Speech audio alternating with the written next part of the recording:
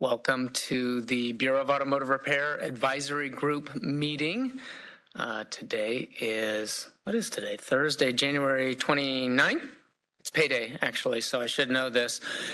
Thursday, January 29th, 2026.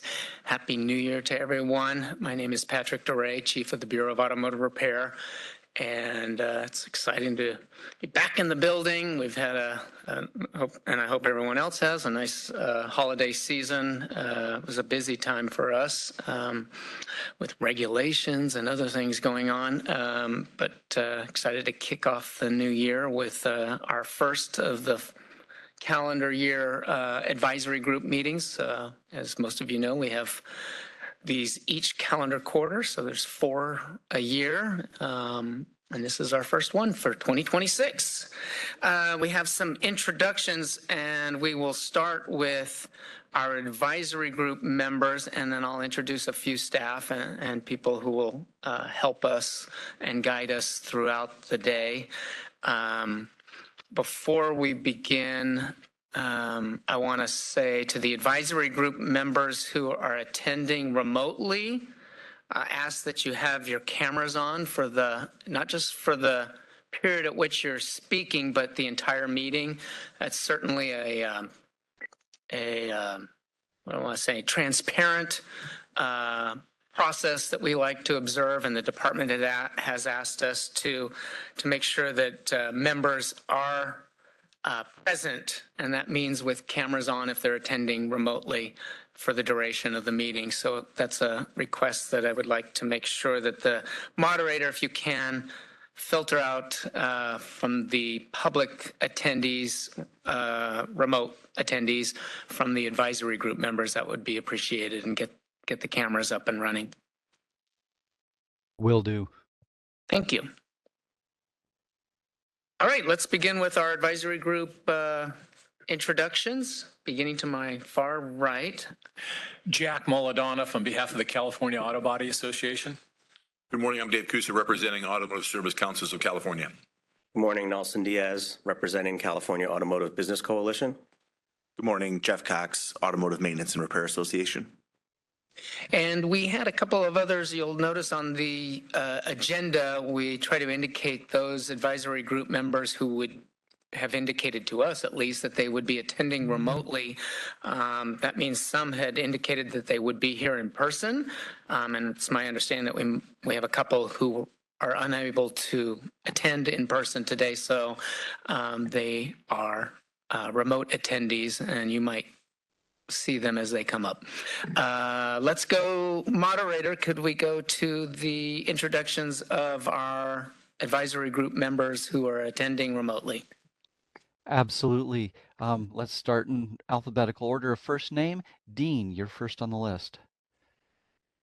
Hi, Dean Schlingman, Specialty Equipment Market Association. All right, welcome. Les, if you could unmute, please. Good morning, Les Swizer for CNCDA. Matt, you're next. Good morning, everyone. Matt Webb with the Preventative Automotive Maintenance Association. Megan, please. Hi, good morning. Megan McKernan, Automobile Club of Southern California. And Ruben. Hi, everybody. I'm Ruben Parra with California Automotive Teachers, and coming to you live from Skyline College Engine Performance Lab. Nice. And that's our list for online participants at the moment. Okay, and if anybody else joins us, advisory group members join us remotely, just at an appropriate time, just let me know and we'll get them introduced to everybody.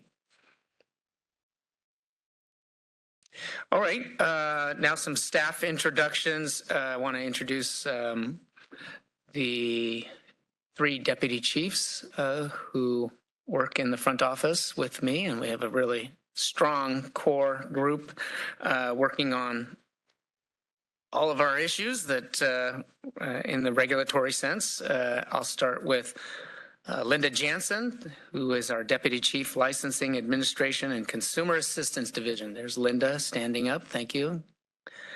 Linda's group has probably the most variety of programs reporting to her, as you can tell by the title, Licensing Administration Consumer Assistance Division. She's got an administration division, which is our facilities management, contracts, personnel.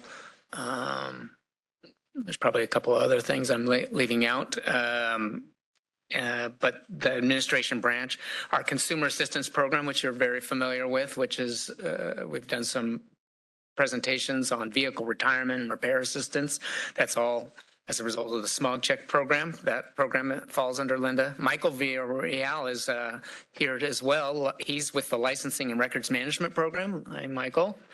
And then we have an executive affairs unit with Tessa Miller. Where is Tessa? I didn't see you, Denise. Denise is with the Consumer Assistance Program. She's here. And then I did mention the personnel unit, but that individual's not with us in the room today.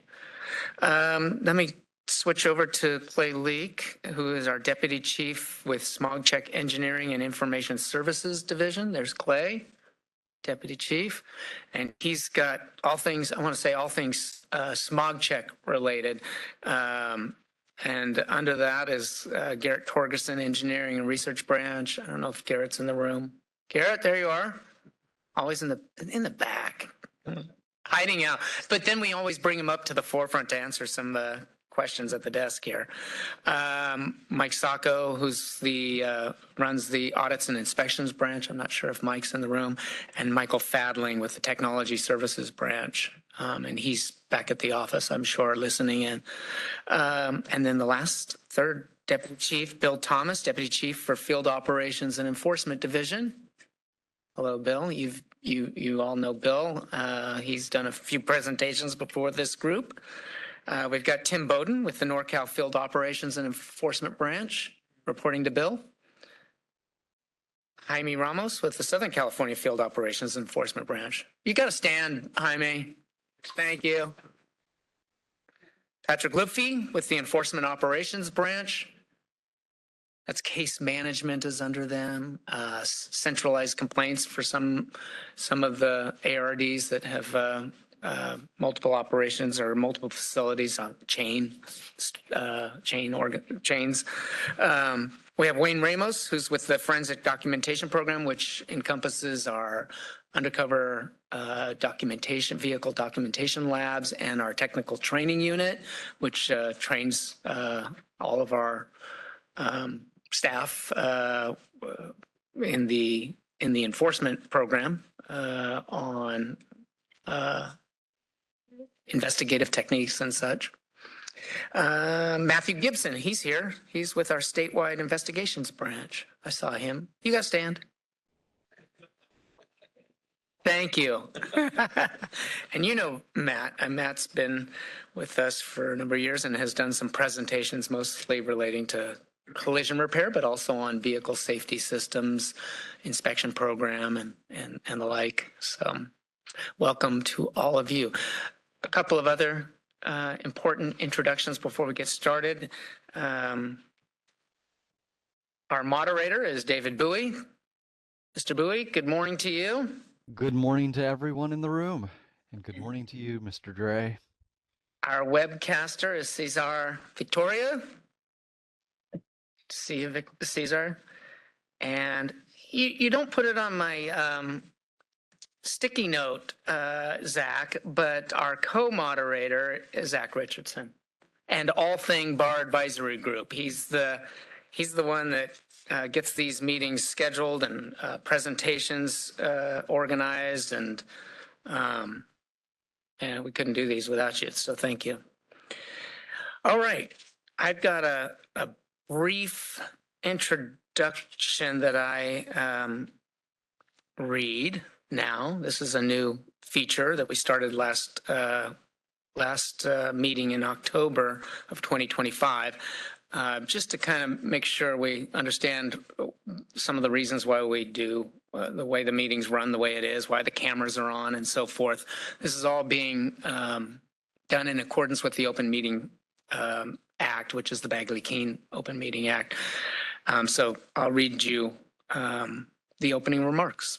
This meeting is being conducted in accordance with the Bagley-Keene Open Meeting Act, which ensures that all meetings of state bodies are open and accessible to the public. And before we begin, I'm going to review our standard procedures to help ensure a productive, respectful, and inclusive meeting for all of our participants. First, to our advisory group members participating remotely, I've already established this, but please keep your cameras on for the duration of the meeting to support transparency and engagement. Each agenda item will include 15 minutes for advisory group member discussion, so we'll work around the room here in this building here, as well as the remote participants. We've dedicated for each agenda item 15 minutes. If we need to go over that, there's a mechanism to do that, but we've set aside 15 minutes at least at the outset to comment on the agenda item.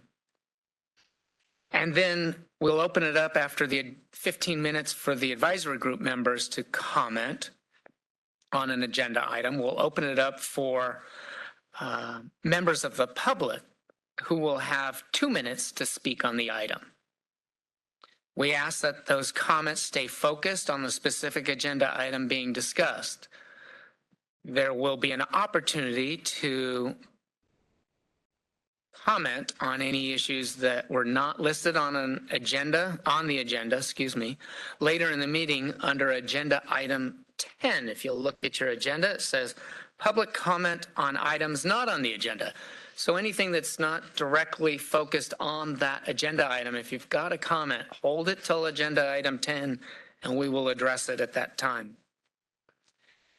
All right, before providing a public comment, please state your full name and the organization or business you represent. That's really helpful for transparency reasons. People are listening remotely. It's not just the people in this room who can hear us without a mic, in most instances, but those who are listening in remotely cannot hear if we're not using the mic, and might not be familiar with the individual coming to the mic. And so we need an introduction of a name and an organization. We ask that all comments be thoughtful, concise, and respectful, as I've already stated. Disruptions will not be allowed, and time limits will be enforced so everyone has an opportunity to speak.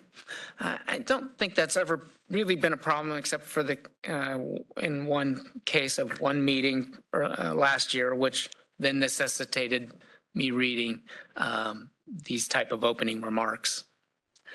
All right. Thank you for your cooperation and participation today. And if there's nothing else, we will begin with the agenda. Our first item, which is always the case, a legislation and regulations update from Holly Helsing in our executive office at BAR. Hi, Holly. Good morning. Good morning, everyone. As Chief. Oh. There's a button. Oh. Okay. Make sure that green light's on. Thank you. I should have mentioned that in my opening remarks for all the speakers. Good morning, everyone. I'm Holly Helsing doing the regulations and legislation update. And starting to let you know, these slides are current as of January 15th. We try to provide the most up-to-date information, but given the processes, sometimes it's not always up to date. But starting with the first slide, these are important dates. On January 1st, chaptered bills took effect. January 31st is the last day for the Assembly and Senate to pass bills that were introduced in 2025. And February 20th is the last day for all bills to be introduced. These are the bills that we were tracking that were passed last year. AB 987 was the vehicle storage and towing bill that expanded the list of presumptively unreasonable fees related to vehicle storage and towing. SB 774, this extends the sunset date for the statute that prevents disclosure on the Bureau's website of a citation for violating the Automotive Repair Act if the automotive repair dealer has taken remedial training. and that extends that sunset date to January 1st, 2028. And If I could just jump in on that one, that aligns with the Bureau's overall sunset date, which we will be writing the report for and have sunset hearings with the report released next year. But that extension aligns with that, so we can address that issue in the sunset report. And the third one, SB 861, was a technical cleanup bill that just updates cross references, to the Business and Professions Code. That's all that I have for legislation today. Does anyone have any questions or comments? Can we, just so we don't open it up for the entire process, because that can be somewhat cumbersome, and let you get through the entire presentation, and then we'll open it up. Okay. Next, a little different approach than I've used before. Thank you. Yeah, that sounds like a good idea. These are our regulations that were adopted in 2025. We had a technical cleanup to update terminology. Our teardown disclosure requirements for ARDs, which became effective on July 1st. The smog check readiness monitor limits package became effective on October 1st. And the mobile and referral service for ARDs and online advertising, that also became effective on October 1st. The next one is our pending regulation packages, starting with the storage fees charged by ARDs. This package brings together existing laws from the Business and Professions Code, Civil Code, and the Vehicle Code governing storage fees. And these regulations would require that fees for the storage of a motor vehicle are reasonable. Zach, could you advance to the next slide? Because that was just yeah, there you go. Thank you. When storage fees may be charged, they require that an ARD must store a vehicle at its primary business address unless the customer is notified, and they cannot move a vehicle and charge that customer without authorization to charge for moving that vehicle. On the next slide, an ARD must provide itemized invoice for storage fees. ARDs that provide storage, they must post the daily storage rate fee and report that highest rate to the Bureau every year when renewing their registration. If an ARD has a motor carrier permit, they must post the towing and storage fees access notice. BAR is going to create a tool to show the average and median storage fees by a given locale using defined geographic radius around each ARD. And the next slide, we've had 4 public workshops regarding this package, and the 45-day public comment period ended December 31st of last year. Currently, we are in the process of reviewing and preparing responses to all the comments that we've received. I will just jump in and say that, what was it, last week? I was down in Palm Springs giving a presentation with Deputy Chief Bill Thomas to the Society of Collision Repair Specialists, a nationwide organization with some California representation as well, to their board meeting. Very well received about what California's attempting to do in this arena or this area. So it was a wonderful event, and happy to have participated for that for the second year in a row now. The next package is the change of address package.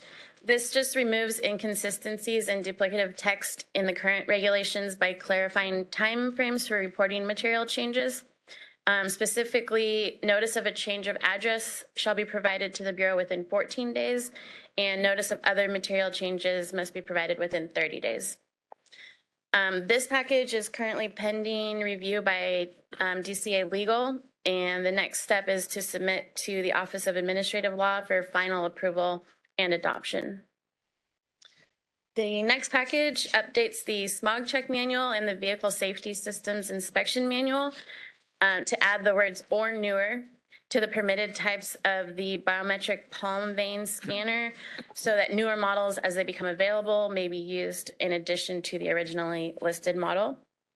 This package also is pending review by DCA Legal to submit to OAL for final approval and adoption. And the next one, this is our newest package for this presentation, and this is the airbag safety package. This would prohibit an ARD from manufacturing, importing, installing, reinstalling, distributing, selling, or offering for sale any airbag that has been previously deployed or has an electrical fault. If it includes a component designed to mislead the vehicle owner or operator into believing that a functional airbag has been installed, or displays a mark identical or substantially similar to that of a genuine mark of a motor vehicle manufacturer without authorization from that manufacturer.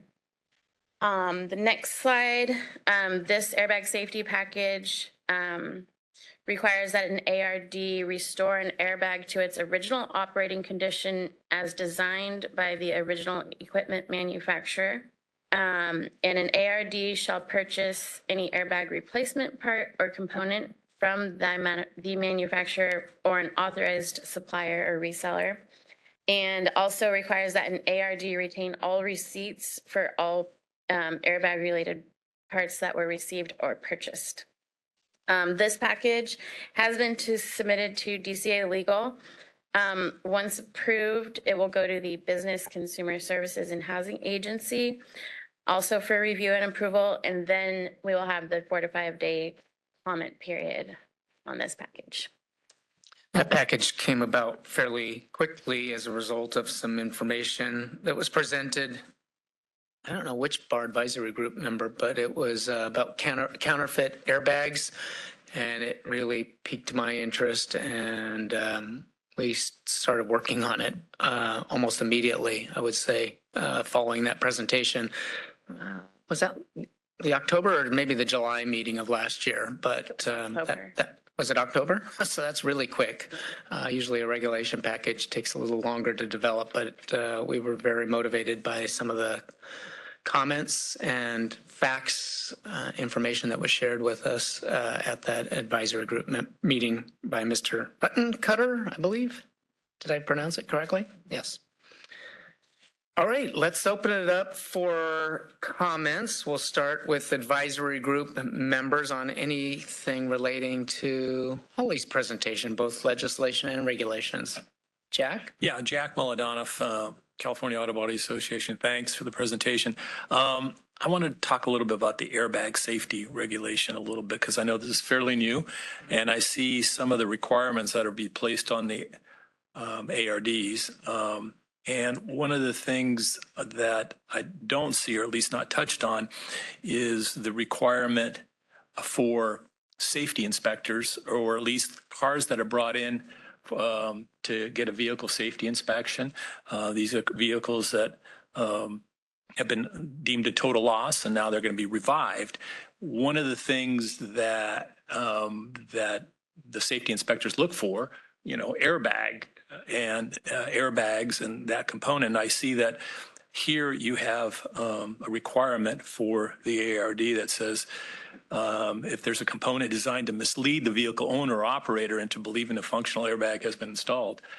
I suspect there's probably a lot of that going on in the total loss, revive, salvage vehicle area, because one of the major reasons a vehicle gets becomes a total loss is because of the airbags. They're just too expensive to replace.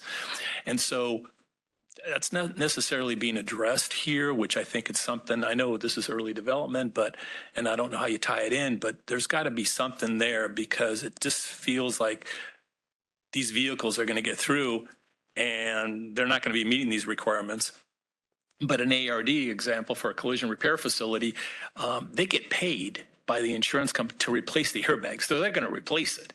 But there isn't an incentive in a total loss vehicle to revive it, to be replacing all the airbags. And I think there's a gap there that needs to be at least addressed somehow, and something to consider when doing these regulations. And I know you're trying to maybe try to keep it separate, but I think there's got to be some thought in that, because I think that is a loophole in the current vehicle safety inspection program. Yeah, we recognize that. Thank you for pointing that out. We did feel like this was a necessary first step to get to that, but there is some play between those two, I don't want to say programs, but areas of our regulations, the Vehicle Safety Systems Inspection Program. But we needed this as a first step. To the extent that we could marry the two into one package, we'll certainly give some strong thoughts and consideration to that. But thank you for pointing that out. Yeah. Anybody else here on the dais with me? Okay. Moderator, we'll open it up for comments from advisory group members who are attending remotely. All right, advisory group members, raise a hand or unmute. We have no takers, at least from the advisory group. That's because the presentation was so thorough. Thank you, Holly. Thank you. You covered everything. All right, we will now open it up for public comment on this agenda item, starting with individuals in the room, and then we'll go remote attendees. Yes, come on up, Christina.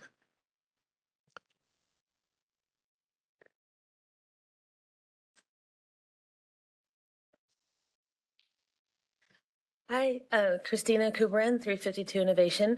I wanted to ask about the fraudulent error, but that's fantastic. But I was wondering, is it going to expand into other items, specifically like with EVs, especially because it's software based, and some battery fraud? I know the manufacturers have gotten a lot better, but it is possible to go in and wipe the software so the user has no idea that there's an issue at all. And it's not so much a fraudulent, it's a very big safety hazard. So I was wondering if Which package? I missed it. I was wondering if like the whole thing with the fraudulent airbags that you're working to do, okay. is that going to expand into other things, like especially like with EV stuff? Because that's software based, it can be a very big safety hazard. That would be another package most likely, but it's something we've heard from you about, and we are going to have to take a look at that. But I don't think we're looking to integrate that into the airbag safety regulation package that we're working on. Okay, yeah, I just wanted to see if it was going to potential to expand. I think it could be a huge benefit to the consumers and help everybody out. It's an issue that potentially will be addressed or should be addressed, but I do not think if you get too unwieldy with the package, the wheels can certainly come off. No pun intended, but yeah, it can be a little problematic to get too broad or expansive on a regulatory package. Oh, absolutely understand. And I didn't mean to infer like all one package, but just plans going forward. Yeah, no, something we'll have to take a look at for sure. Thank you. Thank you. Thank you so much. Additional comments from the public relating to this presentation?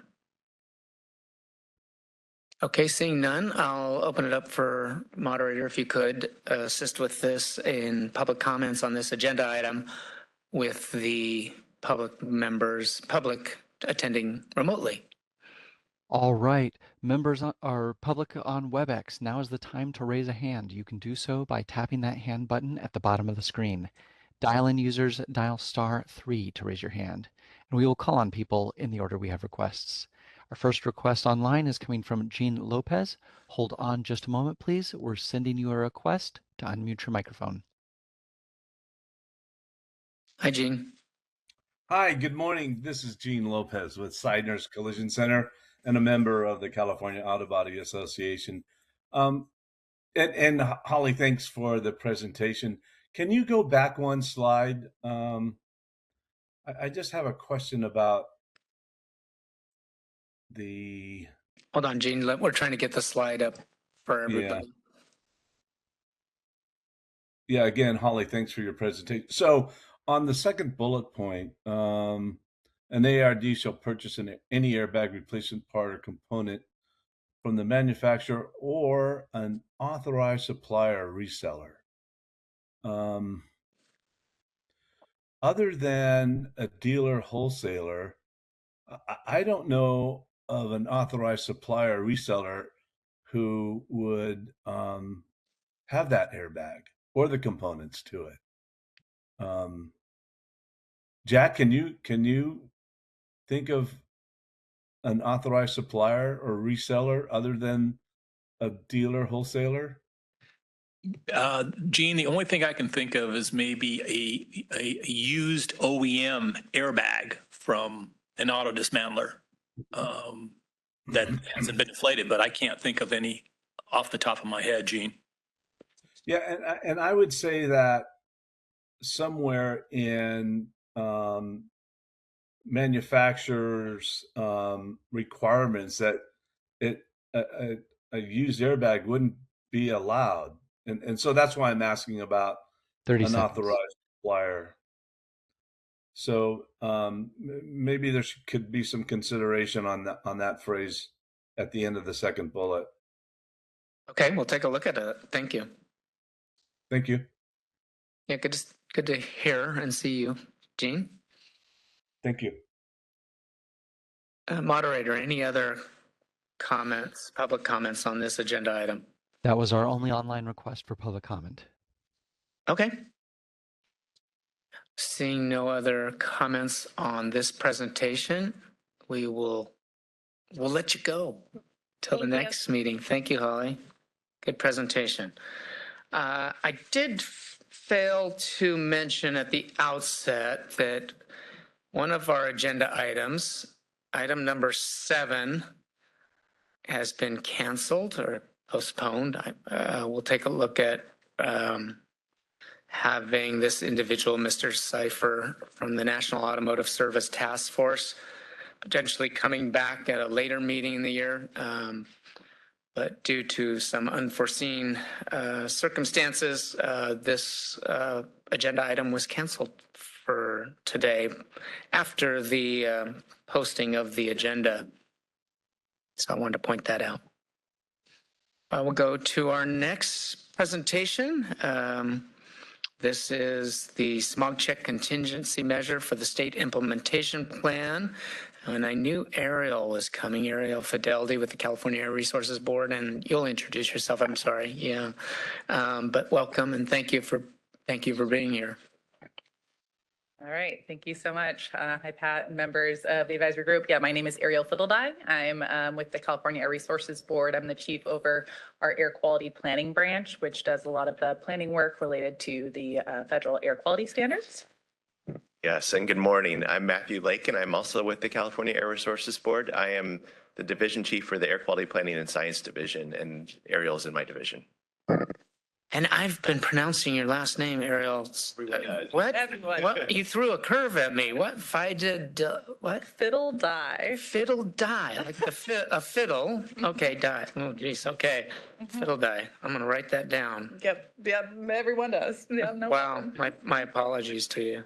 No worries. All right, proceed. All right, thank you. Well, yeah, happy to be here today with you guys in the advisory group and members of the public to talk about our smog check contingency measure. It's really, of course, our partnership with BAR and also on this program, DMV is really important to us. So yeah, looking forward to talking about this. So next slide. So the Clean Air. All right, thank you. The Clean Air Act requires US EPA to set National Ambient Air Quality Standards, or NAAQS, for criteria pollutants. And those include ozone, NPM, or particulate matter. Areas not meeting one of these National Ambient Air Quality Standards must develop attainment plans and meet other state implementation plans, sometimes known as the SIP, requirements for that. Rules and other programs that are needed to meet these requirements have to also be submitted to US EPA and approved into the state implementation plan. So any SIP submittal that is approved by US EPA is enforceable in federal courts, and that includes by citizen lawsuits. So in cases of things where we submit them to EPA for this state implementation plan, EPA approves them, citizens can sue the state for actually failing to implement these things after they've been approved. And the Clean Air Act also includes consequences, actually, if we fail to meet different requirements, if we fail to submit a plan, if we fail to submit, meet one of these requirements like contingency, like we're talking about today. And those can actually take the form of sanctions, sometimes in increased emissions offsets for stationary sources, and also in the withholding of federal highway funding. So there are really potentially significant consequences if we don't meet these requirements under the Clean Air Act. Next slide. Contingency measures are part of the state implementation plan. They're measures that are held in reserve and only triggered when US EPA finds that an area has failed to either attain one of these national ambient air quality standards or to meet what is called a milestone requirement, since there's certain milestones over the attainment period that we have to meet. US EPA does have guidance for what these contingency measures have to look like. They have to, already be adopted and basically sitting on the shelf, hence our little image here of a book on a shelf, but basically sitting on a shelf, waiting to go into effect. Since it has to be able to take effect without any further board action or significant agency action like that. Implementation has to be triggered and start being implemented within 30 days after EPA does one of these findings. And the emission reductions that the measure is going to achieve have to be able to take place within 1 to 2 years of that official trigger happening. So holding back measures for these purposes, of course, in California has been a real challenge because of the magnitude of our air quality challenge in the state and how many measures we do have to pursue just to reach attainment for areas. Next slide.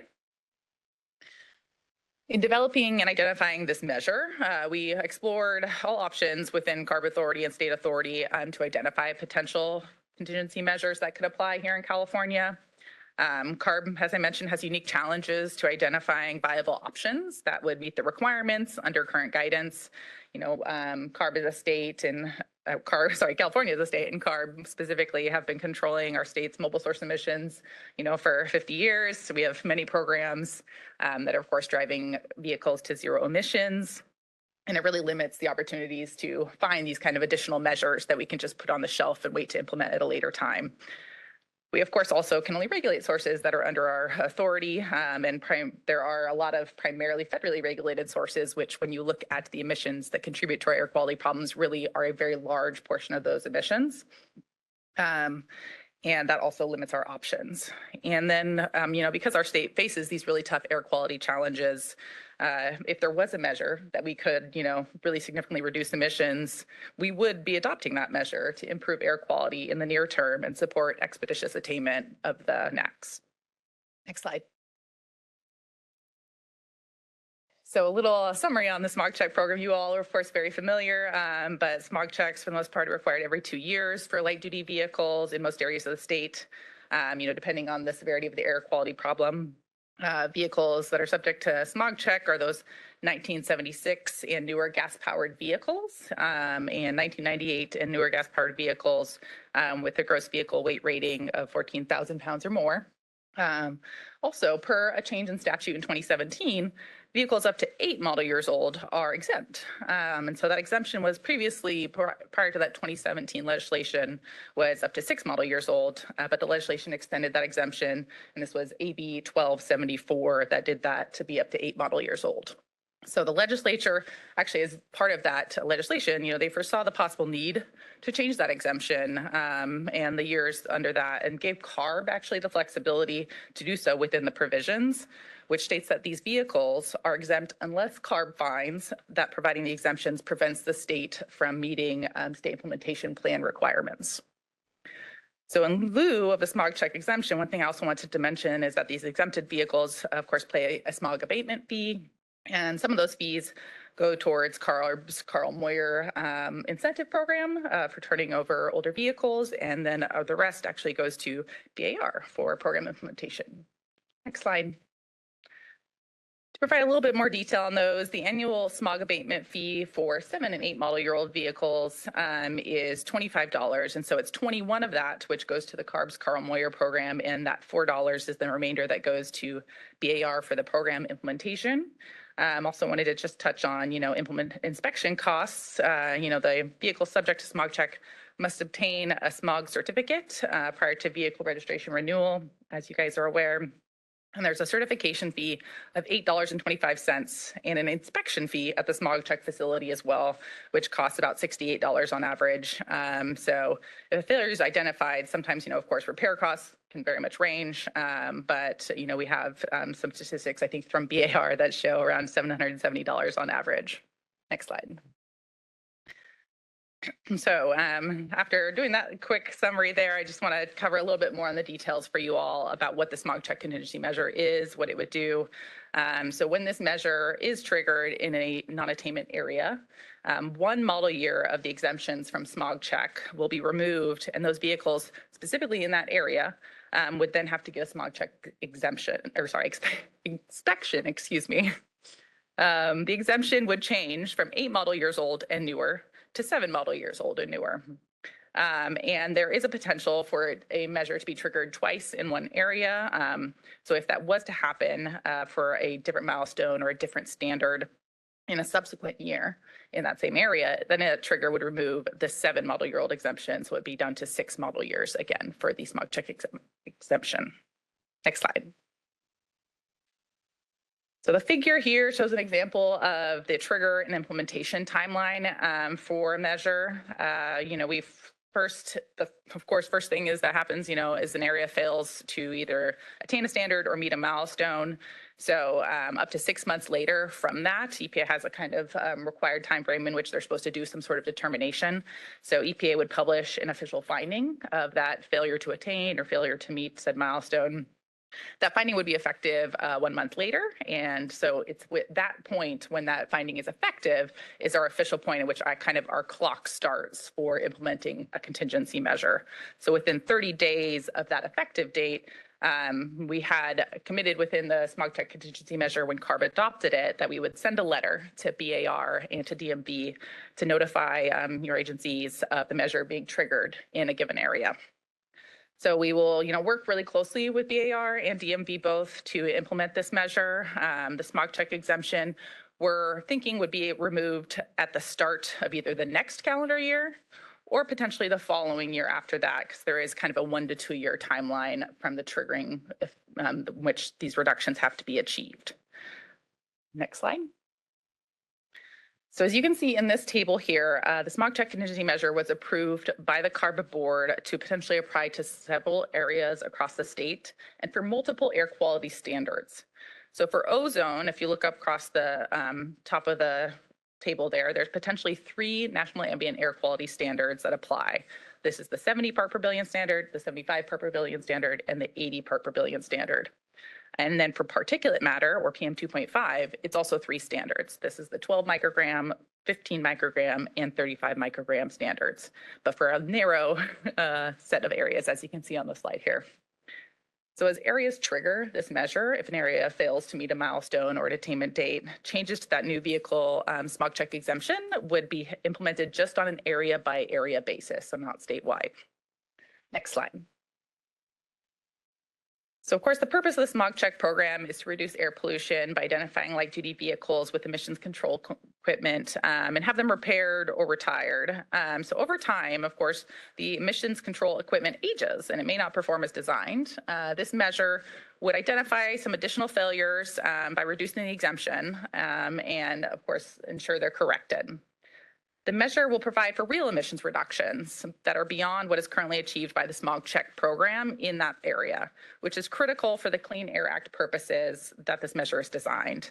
These reductions are beyond what was accounted for in our recent clean air plans that this will ensure areas meet the standards. So it goes beyond what's needed for attainment, which is one of the requirements that EPA has. So for each area, staff has estimated potential emission reductions, and we have those, in our staff reports for this item based on the potential triggering year, depending on different standards and things as applicable. Next slide. So EPA last approved the smog check program itself into the state implementation plan in 2010. And that was after, I think, some significant program amendments that BAR did back in the, 2007, 2008 timeframe.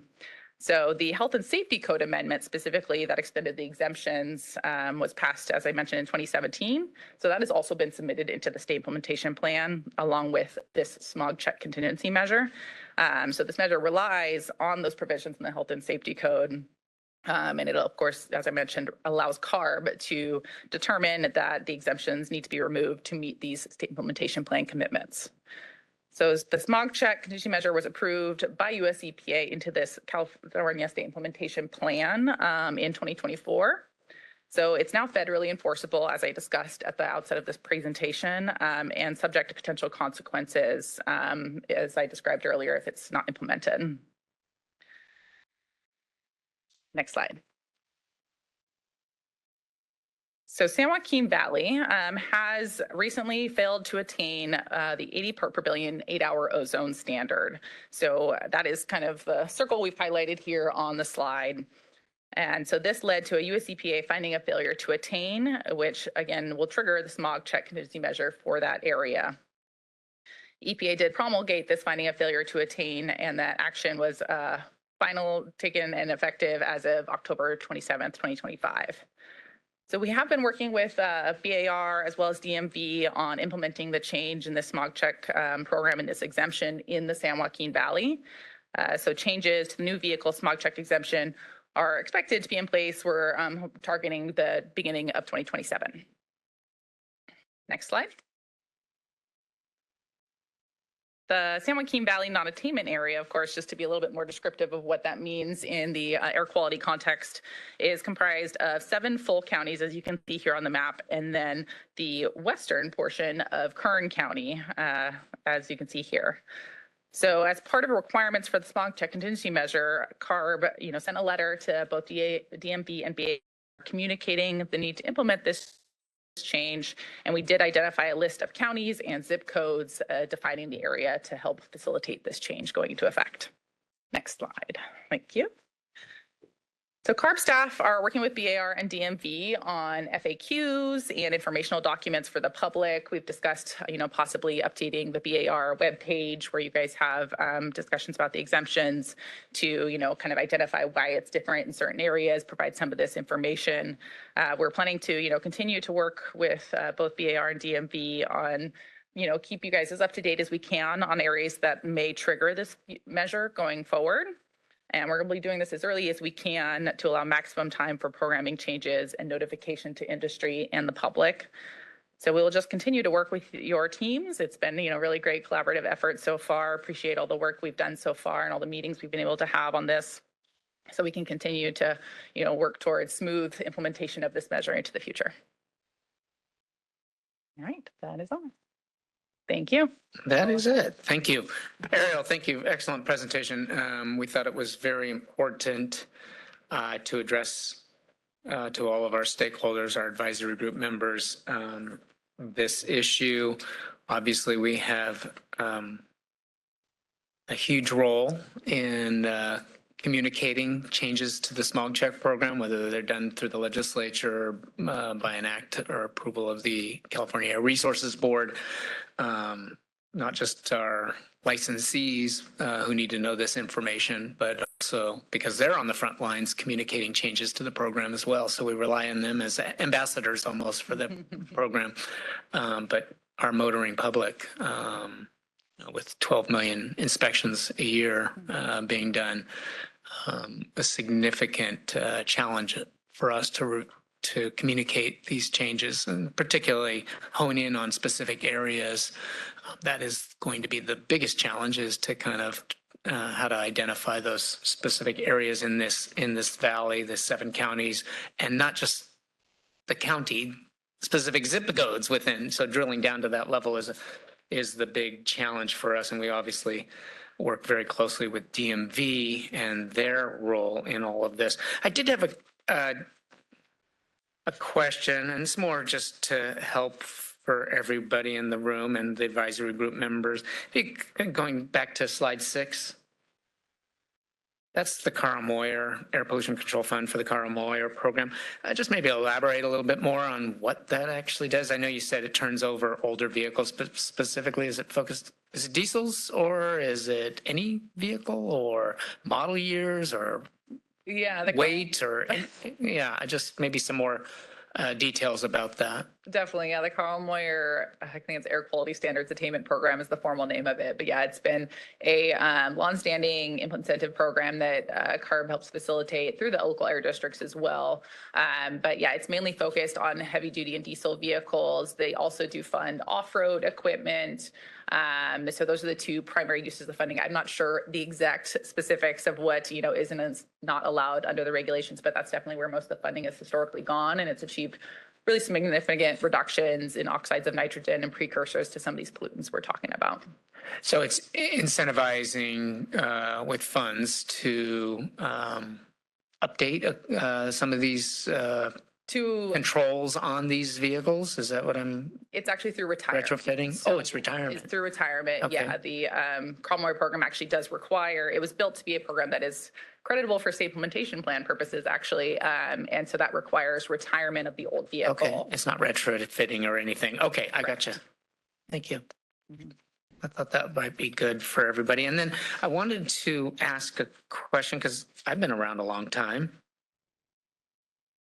That comment on page or slide, I've lost which slide it's on. Hold on a minute. These back to back. Nope, this isn't back to back. There was a comment that US EPA approved. Oh, there it is on slide 11.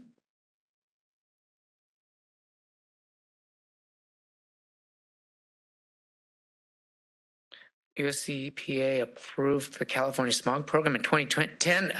I'm like I said, I've been around a long time. Is that the last approval? Or, because we had programs going back to the 80s, so I'm just a little. Yeah, no, the way we do have to submit things into the state implementation plan is pretty much, this goes back to, even prior to 1990, but the main requirements for the state implementation plan were part of the Clean Air Act amendments of 1990.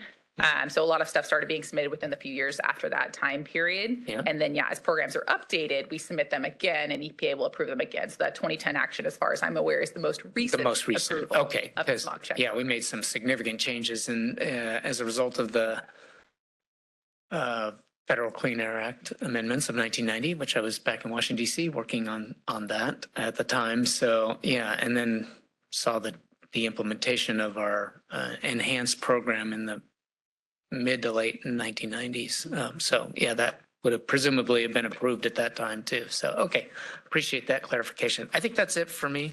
Are there comments from our advisory group members here on the dais? Mr. right next door. Thank you. Yeah, Dave Kusa, Automotive Service Councils of California. So probably a significant number of cars in this 7-county area will need to get smog checked.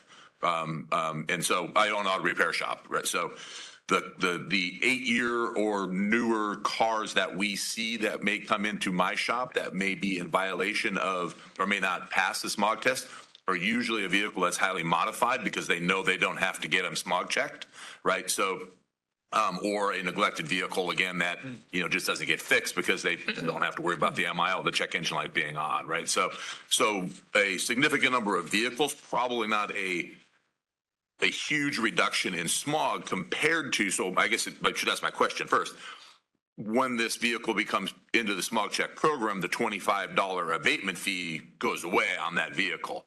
So, which means $21 to the Moyer Fund goes away. So in an effort to reduce emissions on a 7-year-old vehicle, right? Because that would be the one that comes in rather than 8 years old. Is that going to be significant enough to offset the potential increase in losing funding for the Moyer program? Yeah, staff did do an analysis of this when we adopted the measure back in 2023. Yeah, we, of course, had to use some assumptions, right? Look at most recent years of Moyer funding, what was funded, what were the average, emission reductions, cost effectiveness, and all that such. But yeah, we did, we're able to look at that analysis and compare that to the emission reductions we were estimating using, all of our on-road vehicle models to compare. And we did conclude that, the emission reductions overall are more from the increased level of smog checks and the reductions, even though they are, the lighter duty class of vehicles. But yeah, that was our conclusion at that time. Okay. And we do believe that still holds true with updated data. Excellent, thank you. And then just a comment. So as an auto repair shop, when a regulation or something that the vehicle owner may think is onerous comes around, I get blamed for it. So in the letter that goes out, please be very clear. It's not your trusted auto repair shop or smog center that is doing this to you. That's a Thank you. comment. Thank you very much. I think we and Pat and folks will keep that in mind. Yeah. Yeah, we're definitely continuing to refine the language we have in there. Thank you, appreciate it. Thank you, Dave, for those comments. Jeff Cox. Yeah, Jeff Cox, Automotive Maintenance and Repair Association. So when there's an area that gets triggered and you're going to have a change, say from that 8-year model year to 7, is that change indefinite, or do you continue to monitor that area? And then if their air quality gets better, do they revert back to the alignment with the other areas that are meeting, the standard or whatever? That's an excellent question. Obviously, this is the first time we're implementing it, so we haven't kind of, broached that situation yet. And but it is a good question. It's something we're talking about with US EPA, because according to their requirements, they do have some direction written out as far as things that are supposed to stay in perpetuity. But yeah, it is still a conversation ongoing. And so I think something we'll need to discuss more in the coming years, especially in this near-term trigger. Thank you. That's an excellent question. Thank you. Additional questions here from advisory group members in attendance in the room? Not seeing any. So moderator, if we could open it up for advisory group members who are attending remotely to ask any questions or make any comments on this presentation. All right, we're going to give you guys just a few more seconds to put a hand up or unmute. No one from the advisory. Oh, go ahead. Go ahead. Hi, this is Dean Schlingman from SEMA. I had a question. When a trigger event occurs, do you have an estimate? I guess it's a two-part question. Do you have an estimate on when we go from 8 years to 7 years, approximately what percentage of the vehicles that would now have an I&M event during that 7th year or 8th year, whatever, approximately what percentage would either be failing or would require some type of repair in order to pass? And then I guess to go further, for every vehicle that is found to be non-compliant and either needs a repair or needs to be retired, have you guys been able to quantify what sort of impact that makes on a per vehicle basis or on a fleet basis? How do we quantify the benefits that we should be seeing here? Yeah, so to first speak to your first question, I think, the data I have, which is a couple years old from adoption of the program, but we can definitely circle back on this, was that, yeah, for 8 model-year-old vehicles, they have a 4.5% failure rate usually. And so I don't know if BAR maybe has more updated data actually, but that's what I have in front of me. And then, yeah, that of course does lend to how we calculate the emission reduction benefits. We have, really detailed data that BAR is able to provide, and that goes into our emissions reduction or our emissions quantification models. CARB has a model known as MFAC, emissions factor model that we use for quantifying emissions related to all on-road vehicles. And so, yeah, we take into account that failure rate, as well as what we know about the fleet, what cars are, what ages, what information we have through all the DMV registration data. And so we're able to estimate, the reduction or the emission reductions that will be achieved through increased repairs based on those failure rates and such. So I don't know if that's enough detail for you, but that's kind of the general overview. Yeah, that's helpful. I appreciate the feedback. Does the 4.5 or whatever the latest value is, does that change depending on how old the vehicle is? My assumption is the older the vehicle, the higher that number would be, but have you seen that? And I guess, would that apply anywhere between the 6 and 8 years, or do we just take 4.5 roughly and just apply it each year? So I don't have the 7 or 6 model year numbers in front of me, but I do have what we had at the time was a 9% failure rate overall. And then, so yeah, looking at just the 8 model year old vehicles, it was about half of that, so around 4.5%. So I would assume, that it does, increase that failure rate as vehicles age. Okay. Thank you. I appreciate it. Obviously, one of the things that's not excellent questions. Thank you very much for those.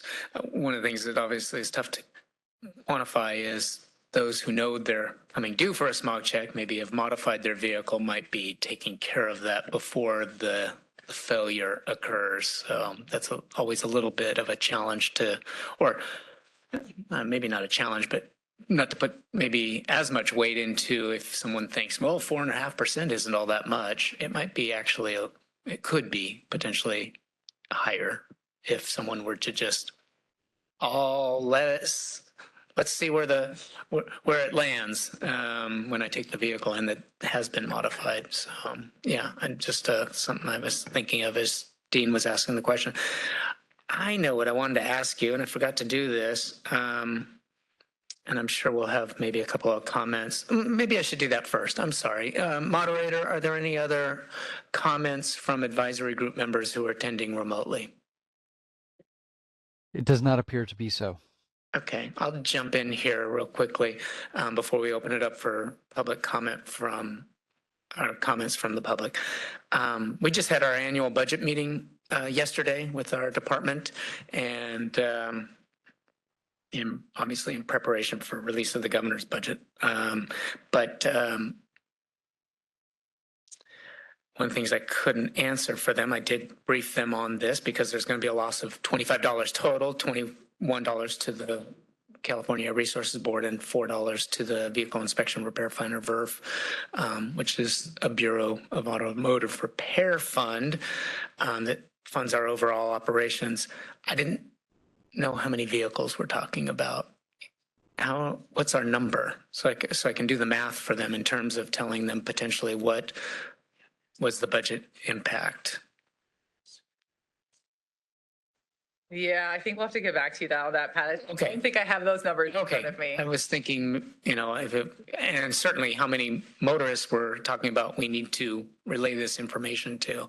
I couldn't remember if that had been in the ARB or CARB report to its board, the staff report. I just didn't remember that number coming up. Obviously, it's focused on the zip codes, so we can't just count the entire county, so we'll have to figure out what that impact is. But I think we were all interested to know how much of a impact to our budget. I'm sure you've looked at your budget potentially, so one of the acts that needs to be filled in. Yeah, no, we have been looking at those numbers definitely. As it pertains to Carl Moyer, of course, and having those conversations. So I think we have them and we can share them. I just don't have them in front of me. Okay, thank you. All right, let's open it up for public comment on this agenda item here in the room. Yes, Christina, please come forward. We'll have Matt, I don't know, just with these chairs stand off to the side awkwardly. No, I'm kidding. Yeah, just kidding. Thank you, Christina Kubrin through 52 Innovation. So I have a couple of questions. Is this tied in at all to the Drive Forward ZEB or that program? Gonna go back and forth here. It's not specifically tied into that. So this measure is something we adopted as an agency in 2023.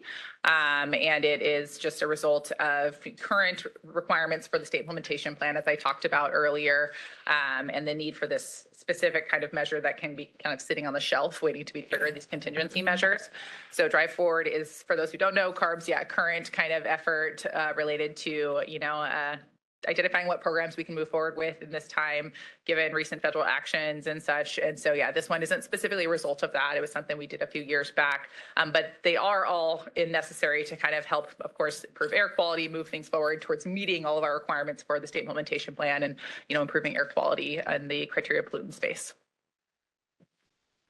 Thank you for that. And because I was asking, since CARB in the October workshop mentioned they are considering hydrogen combustion engines as a means of meeting the goals for the decarbonization. And so that would be classified as a modification if you were to do that. And so I wanted to bring that up, and as far as if that would be part of the subset of the smog program or something going forward with that? I mean, you don't have to answer that now. I don't think there probably is an answer yet, but I wanted to throw that out there because that's a modification that could significantly decarbonize rapidly for a much smaller cost. Like Southwest Research Institute and Cummins with their Class 8 demo, we're getting 10 ppm NOx across the board with that. And those engines, nobody made parts for them yet, and yet their decades of testing and whatnot have shown NOx levels at or below the super ultra low emission vehicle ratings here. Yeah, unfortunately, I can't speak too much to that. Definitely encourage you to participate in the Drive Forward, workshops. It sounds like you are, but encourage others to do so as well and provide your comments there because, yeah, obviously lots of, future programs CARB is exploring are, being discussed in that effort. And so yeah, definitely be the place to provide your input. Thank you. Thank you. Thank you, Christina. Other comments from the public here in the room? Seeing none, we'll move to the remote attendees. Moderator, could you open it up for public comment? All right, for those on WebEx who do not already have their hand up, now is the time to raise your hand. You can do so by tapping that hand button at the bottom of the screen. Dial-in users dial *3 to raise your hand. And our first request is coming from Jerry Esme. Hold on just a moment, please. We're sending you a request to unmute your microphone. There we go. Can you hear me? Yes. Go ahead, please. Okay. First off, I'm not against lowering the requirements for smogs to 7 years. Actually, I think it ought to go back down to 4 years. So change of ownership and new cars. That way ARB can monitor the in-use monitor performance tracking better to find out vehicles that are not turning on mill lights when they should, instead of waiting 8 years for that. But on the other hand, I'm not taking, lightly the Central Valley here. Yeah, we're surrounded by mountains, and even the ARB website claims that the reason we have high emissions here is because of smog coming over from LA and the Bay Area gets trapped by our mountains. Reducing 1 year on newer cars is not going to affect the valley whatsoever in emissions. Very little. We need to do it everywhere. If we're going to lower it to 7 years, 6 years, whatever, it should be statewide.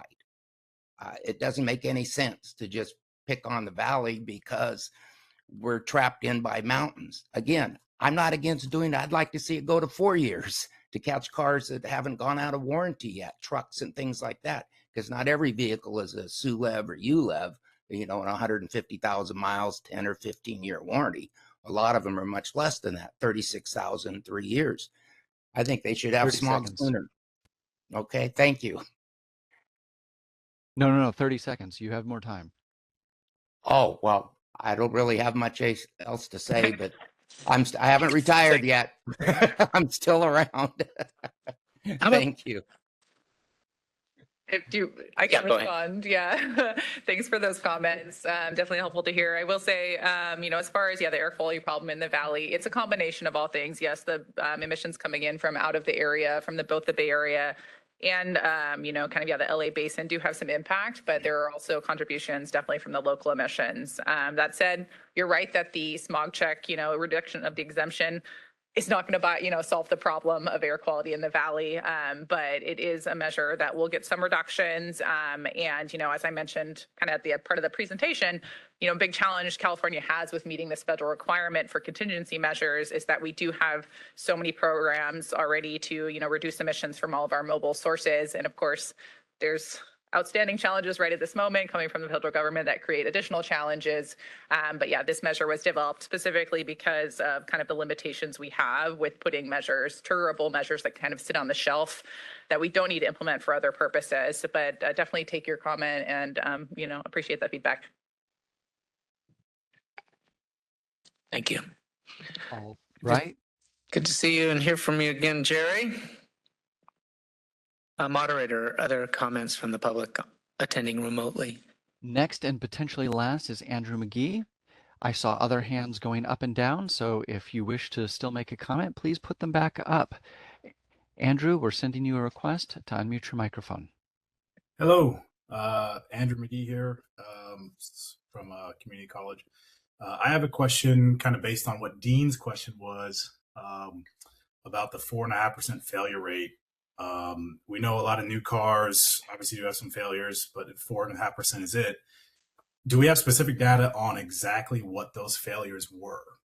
So first couple things come to my head is, hey, they probably had a battery replaced. Are those permanent codes that we're tracking and logging in this 4.5%? Are those gas caps that people have new owners, maybe don't know their car yet, et cetera? So I'm not sure if maybe BAR can help answer this question, Pat and team. We do mostly, I think, get all the failure data from the BAR team, and that's what went into those emission reduction quantifications. But I'm not sure to the level of detail that we were able to. On the spot today, I don't think we'll have that information, but we certainly can dig into that question and find out what the cause for the failures are. Absolutely. I'd be curious to see if that was involved in the planning process of this at all. I mean, I would, anecdotally, I would think that obviously new cars have probably had a new battery within the past 7 years, at least once. So how does that impact permanent codes and things like that, which would cause an emissions failure, even if there's no check engine light? All right. Yeah. Thank you for that feedback. Yeah. Sounds like we'll follow up with the BAR team on that one. Thank you, Andrew. Good to hear from you. Andrew, which community college again are you with? Yeah, I think you said it and I missed it. Solano Community College. Solano? Correct. We're in Vallejo, California. Yep. I just didn't hear it clearly. Solano. Thank you very much. And that was our last request online. Okay. Ariel.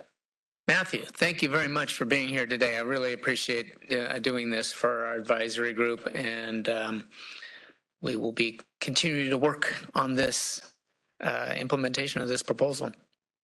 Thank you. With our friends at DMV. Let us not forget them. Thank you.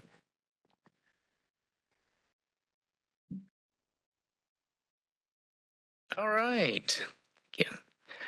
Our next presentation is from the California Automotive Technical Education Alliance, CATIA, or it's on the CATIA.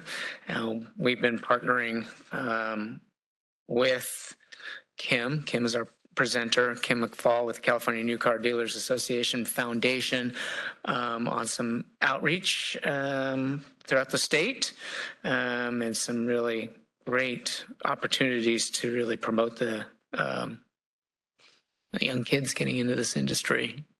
So I wanted to share those efforts. And it's not us, we're just a participant in partnering with you, but wanted to give an opportunity for you to talk about CATIA. Thank you so much. Chief Duray, thank you to the advisor. There's a green button, a button that turns bright. Thank you so much, Chief Duray and advisors, for having us here today. Thank you, Zach, for helping me with the presentation. As mentioned, my name is Kim McFall. I'm the president of the California New Car Dealers Association Foundation. We are the charity, the sister organization to CNCDA. And our mission is strictly to encourage young people to enter the automotive industry. We promote career pathways to create skilled automotive service professionals throughout California. We appreciate the support, Chief, of your team at our Automotive Technology Career Days that we host throughout the state. Across 12 regions, we encourage high school students just to become aware about the career and to take the next step into the career as an automotive service professional through their local community college program.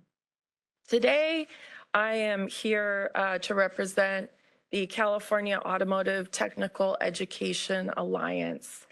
We're a new organization, and I'm here representing some other advisors on the board, so feel free to speak up if you'd like to join me on this. But if we'll go to the next slide, please. Why CATEA exists is just kind of a decades-old problem. We've all been complaining about it year over year over year. I think all of us in the automotive industry share the same challenge of finding a workforce that helps us to service the customers as well as we'd like to. It's the same problem for decades, so we're trying to do something about it. And to do that, we need to come together as an alliance. Slide 3, please.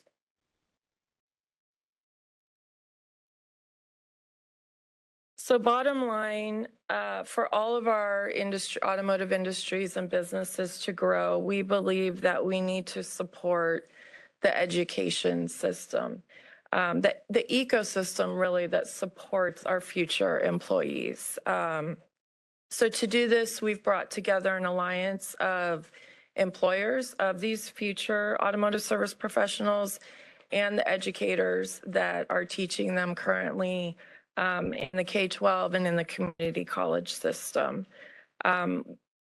We believe that we need to nurture these students. California has fantastic support now from leadership, from the governor to the chancellor of the community college system to our superintendent. All of our leadership is putting a good support and focus on trades and young people going into trades, not only into the four-year university system. So as employers, I'm here today to talk to you about this alliance and invite you to join us to support what California leadership is doing. Slide 4, please. So who we are currently, I'd like to thank our inaugural steering committee members who joined, David Kusa and the Automotive Service Councils. On the screen here, Ruben Parra, Andrew McGee with the California Automotive Teachers Association, our sister organization, CNCDA, Anthony Bento and Les Schweizer, and additionally 2 other California educator groups, SD Techs in San Diego and Mobilize California also in LA and San Diego. We believe that a collaboration is our ticket to change. None of us can do this on our own, but working together, we can make change. Slide 5, please. So our inaugural mission is very simple, and we just believe collaboration is key. To actually make change and fix this problem that we all complain about, we need to come together. Slide 6. So here, our steering committee has put together our initial core priorities of the organization. You'll see them here. I don't need to read it, but they focus on, this is what we see as focusing on the ecosystem of that future employee. Support from future employers, support from supporting the current educators and support from them to the students. And this probably needs to happen through some advocacy efforts. And so we are here today with Bar, glad to see Carb is in the room, all of us that can support this effort. So we have come up based on these core priorities. The Alliance has some goals in place. Slide 7 is our first goal. It's why I'm here today. We're looking to build a collaboration. We all have this same problem. We'd all like to work together to fix the problem. And so I'm here today just to introduce the Alliance to you and to invite you, the members on the board here, to be partners with us. Next slide. Our second goal is to support the educators. Educators of trades are credentialed a little bit differently, recruited a little bit differently than their A through G peers in the K-12 system and at the community college system. We do want to support them to help recruit future teachers, as we're seeing some of the teachers that are teaching our future employees are aging out. Our third goal is on slide 9. We talk about here modernizing curriculum. We are working with the Department of Education currently on a project to help align curriculum in the K-12 system with the needs of employers. We want to make sure there's funding so that the training facilities have the proper equipment and tools. And quite honestly, bigger than this, we want to stop the closure of the programs. So many of the training facilities have closed over the last few decades and have been replaced with different programs that are technical programs. But getting across to those in charge of the purse strings at districts that automotive technology is a STEM program and it should stay in the school so that we have employees to support our massive industry in California. We do want to focus beyond technical training too. As you all know, technical training is key to what we provide, but we do want to support our educators with training to help them be a good teacher and relate and excite our future employees. Goal 4 is on slide 10. No worries. And we just want another side effect of the training is professional development for all, for the educators, but additionally for our collective employees. We have launched a conference that focused on professional development for educators and industry professionals last year in October of 25, and we're excited to continue this conference again in October of this year, and want to invite the board, the members, to be a part of this conference and professional development. And finally, on slide 11,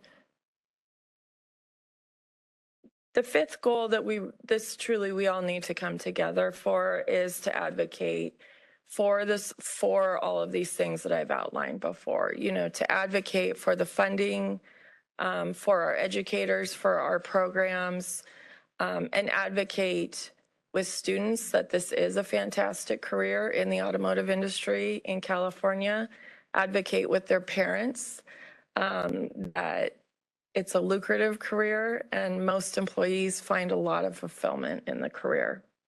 So moving on to slide 12.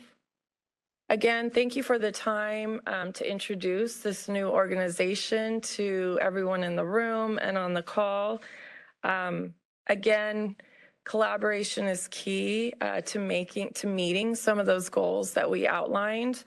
I would like to invite all of the member organizations on this advisory group and others in the room to learn more about CATEA, the new alliance, to join us at our 2026 conference, whether in support, in training, offering up or announcing the conference to your members. We represent a huge group of automotive professionals collectively. We are looking for others to participate on the board and to support the advocacy goals that we have here. So that's it. We do have a Zoom, and I have some cards I've brought with me. We'll be hosting a Zoom on February 11th to give you more detail, and if you're interested, how you can get involved with the Alliance. So I will pass out cards here for that. And I think next slide is the final, or maybe that's it. Oh, there we go. So a big thank you today. If you are interested, this is the website for the Alliance, and a huge thank you to all of the names here on the slide who have, taken this first step to get this alliance and collaboration started. Thank you so much, Kim, for the presentation. Wonderful. And for being here today. My apologies, Katea. I've been calling it Katil these months. So thank you for pointing that out when I heard you speak here. And then also my apologies for kind of confusing the Katea role with your role with the foundation and the partnership. It's all one big happy collaboration. And so it's easy to kind of do that, I think, on my part. But your role with the foundation and the events that we were talking about are through, not necessarily Katea, but through your role with the foundation. So we appreciate all of you are doing on both fronts. So thank you very much. Thank you. Yeah. Any questions or comments for Kim from the advisory group? Yes, Dave Kusa. Dave Kusa, Automotive Service Councils of California. Kim, thank you very much. And BAR, thank you for asking Kim to present. This is huge. This is super important. As the president of the ASC Educational Foundation, we're working closely with Katea. Rachel Hogue, who is a trustee, is spearheading it for our foundation. So yeah, anybody, everybody in the room, be part of this, support this. If you like your cars and trucks to go down the road, we need it. Another big problem that we face is, these training programs are expensive. And so it becomes a financial choice especially in the community college level, of do we spend, hundreds of millions of dollars on these programs, or can we spend, $2 million on another program that will still bring in the same revenue through tuition, right? So it's a big deal. I am on the advisory board at Skyline, and when we have our advisory board meetings, it always comes up of getting some newer vehicles, right? There is a program through BAR that we've been working with to get vehicles, retired vehicles, to the program so that incoming technicians aren't working on a 78 Civic, right? They're working on modern vehicles so they can come into the industry better prepared. A last one, the advocacy side. Every year there's a career technical education bill or two that gets introduced in the legislature. Every year we support, and every year it dies. So more advocacy from our industry in all aspects of our industry in the legislative level, perhaps a $300 or $400 or $500 billion or $1 million CTE bill would get through. And some of the money would get into the automotive side of things as well, right? It's designed to support all technical education, but automotive is a significant part of that. So when those bills show up, please support them. Please encourage the legislature to pass them. It's going to be almost impossible this year because of budget problems, but coming years, let's make sure we get behind those bills. Kim, thank you again. Thank you. Great comments. Thank you, Dave. Other comments from the advisory group or questions? Okay. Advisory group members who are attending remotely.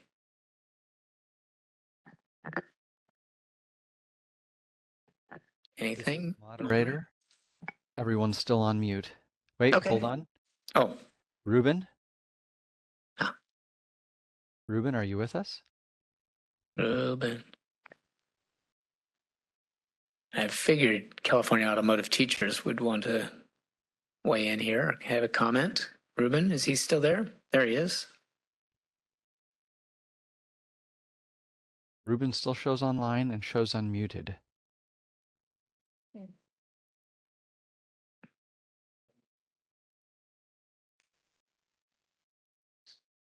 Ruben, was there a comment or question?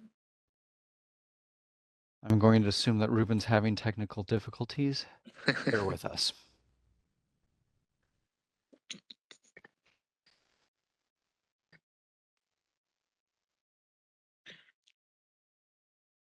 All right, Ruben, next to your mute and unmute button, you should have some audio controls. I'm going to put a visual on screen right now. Double secret. Yep. Double secret mute.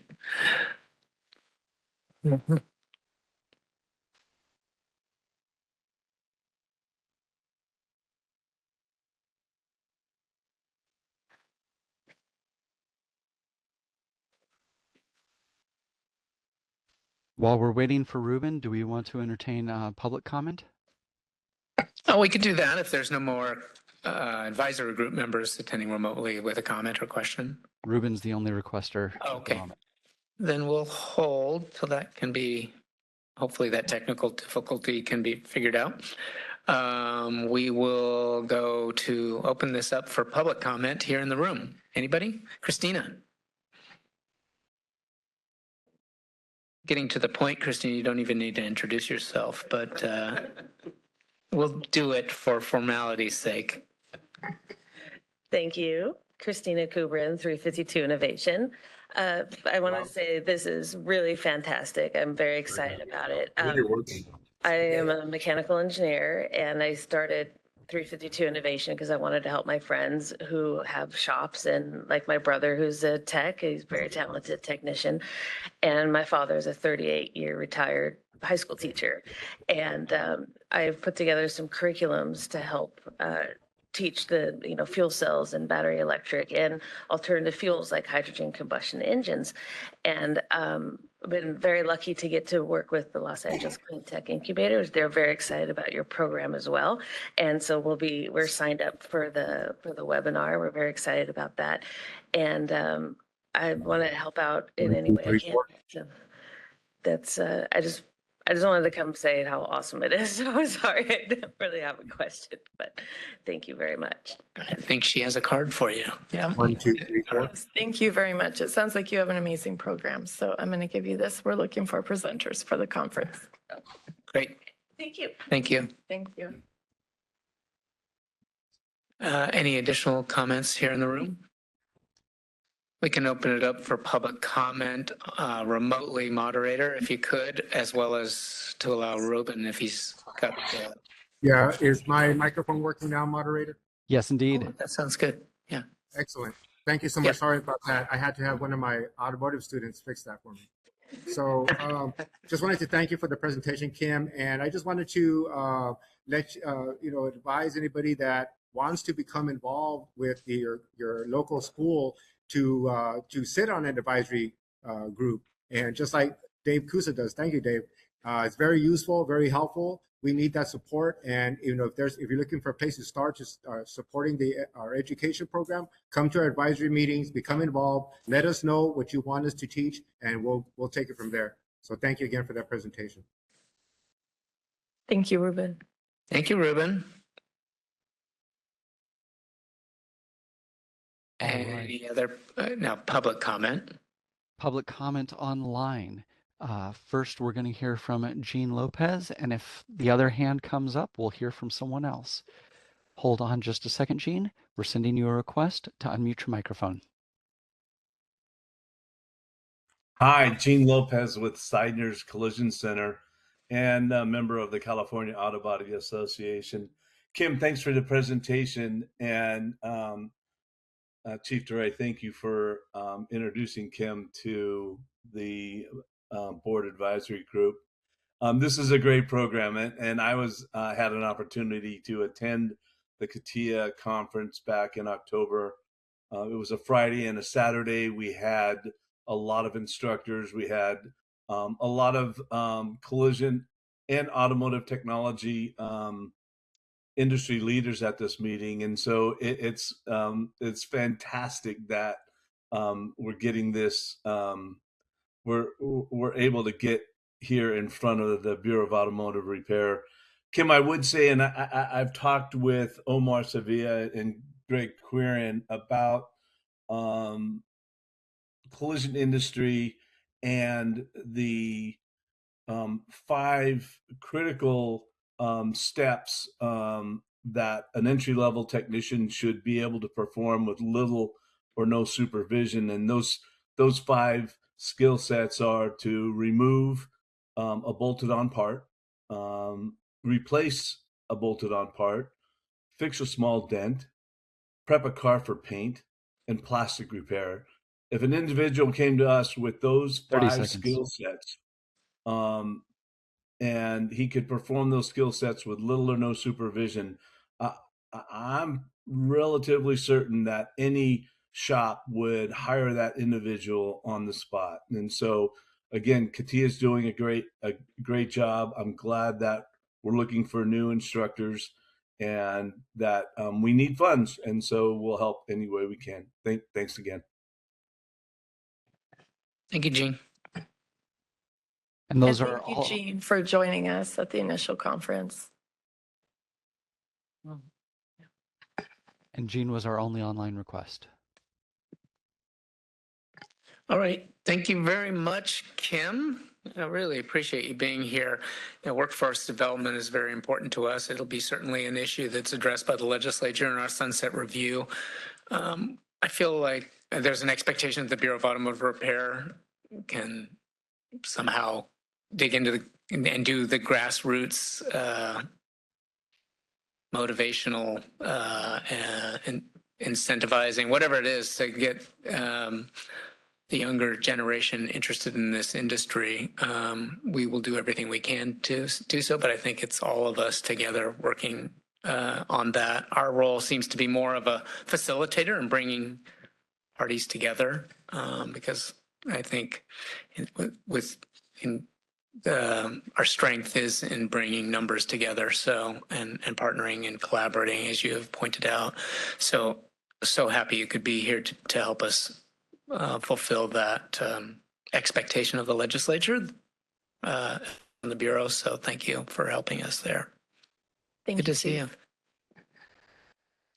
All right. We are at the point in our agenda where we can take a 15-minute break and allow people to use the restrooms or just talk. So we'll adjourn for 15 minutes. It is now 11:06. So if I can add, that would be 11:20. Well, now it's 11:07. So we got 15 minutes. 11:22. I don't want to cheat anyone out of an extra minute. 15 minutes. Yes.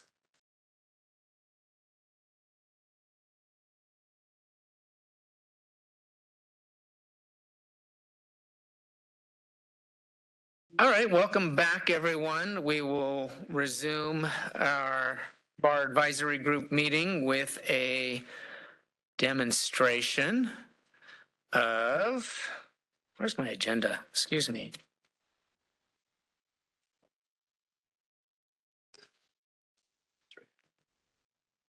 Oh, yeah. This is our business license renewal system. As many of you know, we presented last year. We had a huge business modernization effort to allow for online licensure, applying for a license online. And that was a huge undertaking by a number of folks at the Bureau of Automotive Repair. For all of our licenses, our automotive repair dealer registration, our smog check station licenses, our vehicle safety systems station, our new program there, and allowing that to go online, as well as all of our individual licenses issued to smog check inspectors and repair technicians and vehicle safety systems inspectors.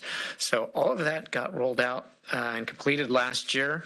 We're very happy with that. But one of the things we were not able to do and complete was the integration of the renewal process. We did have a renewal process which was separate and apart from our program, which is called SimplyGov, that we use for the online initial application process, but the renewal process had been developed several years ago independent of that process. So we wanted to integrate it into our SimplyGov platform, if you will. And we have just recently completed that undertaking, and happy to have Rebecca Guile from our licensing program, who's really truly become an expert in this area. She's presented a couple of times already here with us today to show us the renewal process. And I think you're going to add a couple of other things about change of information. I think you were going to run through some other processes. Yeah. If there's time. Yeah. And there seems to be. We did have that cancellation of the agenda item number 7, but this is primarily focused on the renewal process. Thank you very much, Rebecca, for being here and presenting today and giving a demonstration of the new process, online process. Thanks for having us. We are going to start today on our website, as Chief DeRay said. We've had an online renewal process for a while, but it's with a different vendor. We wanted to bring that online through SimplyGov. So I'm going to show you guys a couple things on our website that are helpful, especially with all of these modernization discussions and presentations that we've had. And there's been some movement around with where items are located. So I'm just going to share quickly where those are located on our website. Rebecca, you're getting a little bit of feedback. Is there a way to turn down the volume maybe on? You know what? I think you have your computer volume on. Computer volume, yeah. If you can mute that. It's just getting some feedback. That makes it a little.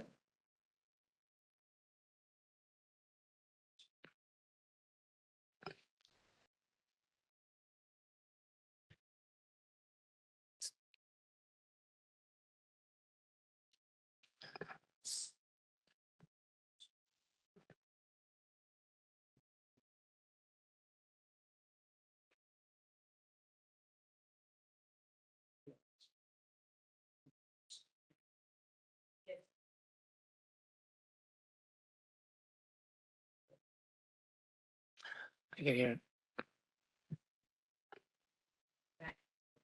Yeah. Perfect. Yeah. I'm always reminded of the famous Lou Gehrig speech in the Yankee Stadium. I think it was where you got the echo effect. There. Thank you very much.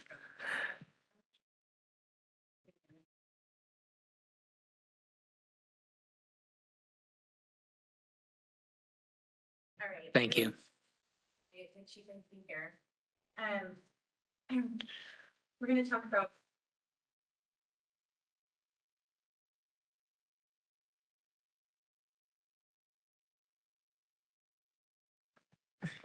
Can you hear me now? Okay, we'll hold it right here. We will get through this. So where you're going to find our new renewal workflow online is when you come to BAR's website, you're going to drop down to the licensees tab, and you're going to go to the business licenses. Across the bottom, we have our online application, which we've demonstrated for you guys a couple of times here. Our renewal, we'll come back to this in a moment. If you need to update your license, such as complete a business change form or a controlling individual change form, those are going to be located here. And you have the ability to print your license online. So if you click here and after your license is renewed a couple days later, come here and you can print your updated wall license. So we're going to go ahead and go to the renewals, our tab here. And this is just some general information that we share regarding our renewals. The link here will take you directly to our SimplyGov workflow online. We talk about fees, delinquent licenses, and just some really good licensing information in regards to the renewal process is located on the website. So our SimplyGov workflow, which I'm going to launch here for us, it's a little bit different than our past applications that we've demonstrated here. In the past, they've been real contingent on emails. So you go to our website, you request access to the workflow, it sends you an email to complete your application, an email to pay for your application, and an email to sign your application. This is once you hit it, you're going to keep going all the way to the end. You will get one email, which is going to be your payment receipt at the end of this. Some of the enhancements that we've worked into this new workflow is the ability to pay for multiple license types all in one workflow. Excuse me. We use a validation method now. So whereas before with our previous vendor, you would give them the license number or what you thought your license number was. A lot of the times we would have miskeys when they're entering their licenses. So inadvertently they would pay a wrong license or they would submit payment for a license that doesn't exist. We have a lot of validations on the back end now. So When you guys start your workflow and we get to the part where we put our license number in, it's going to do a validation on our back office systems. And it's going to return to you the information regarding your business so you can confirm if that's correct and also the amounts that are due. We put prevention measures in place to stop the license holders from renewing an incorrect license. And we've also put prevention methods in place to disqualify people who are attempting to renew a license that's actually not truly eligible for renewal. With that being said, I'm going to show you guys a renewal, how we're going to renew one. So as you can see, we start on our website. We use the link to launch our SimplyGov workflow. We have some information here about joining our email list. At the top, you can click the link and it'll navigate you to the website to join the direct email list for important updates and notifications from the Bureau. Then we get into our general information. There's important information here regarding our renewal process, delinquency fees, the renewal eligibility window if you're attempting to pay your license too early. Really good information here. We just ask that once you kind of get through that, you click the box to certify that you've read the above information. So we're going to do that. Then we get down into our business renewal contact information, and we are obtaining the information of the person who's completing this, because sometimes it's not the same as the business owner. It may be your office manager or somebody else. So it's the person who's completing this form for your business. So I'm going to put some information in. This is that person's email address and that person's phone number. Once we have that, we'll keep going. And now we want to try to collect, not try to, because we're going to collect the business emails information, just in the event that it's not the same as the person completing the form today.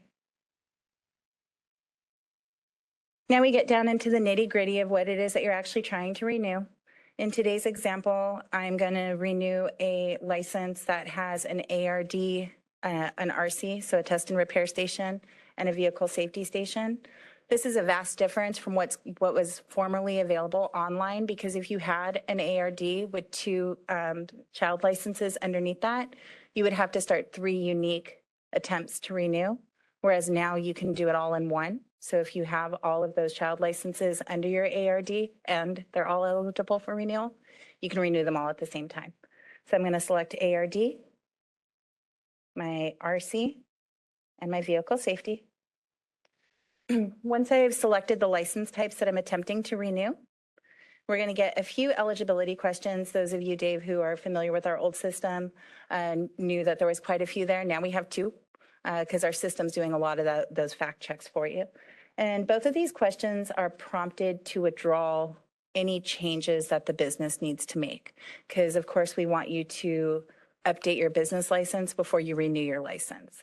So the first question that we're asked is in regards to the controlling individuals of the business, if you have to make any changes. If you were to select yes to that question, you're going to be given information about the change form that needs to be completed, where to locate it online. In the event that there's a structure change, we give you the link for the application. So we give you quite a bit of information down here. But for today, we want to be able to renew the license. So we're going to select no. And by selecting no, we have a secondary question regarding change of ownership. Because obviously if we're undergoing a change of ownership, we don't want to renew the current license. We're going to want to apply for a new one. So I am going to select no to that as well. And we'll go ahead and select continue. We have a little bit of a page break in between each section, so you will have to select continue to continue navigation forward. Now we get to our lookup request. This is where we're asking for the license number of your ARD. Today we are going to attempt to renew 311460. And once we have our license in here, we will go ahead and select continue. This does take a few moments because it's communicating with our back end systems to determine if you're eligible and the money that's due. So we got through that and we'll select again.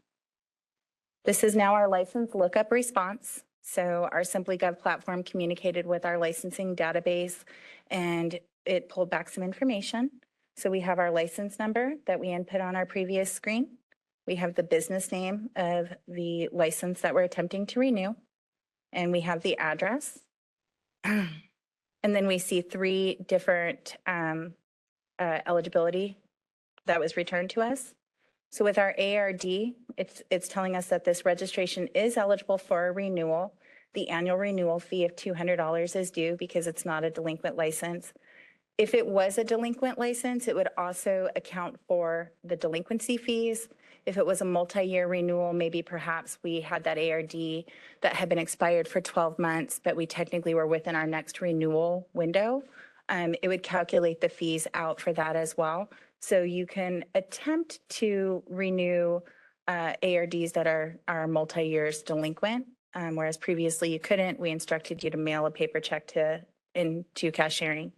But now the system has the ability to not only calculate those fees for you, but also ingest those multi-year delinquencies. So our ARD is renewable with $200 being due. Our test and repair is also eligible for renewal with $100 being due. And our vehicle safety is eligible for renewal with the $20 renewal fee. So if we're agreeable to all of that and we want to go ahead and pay our license renewal today, we will select yes, and we'll continue.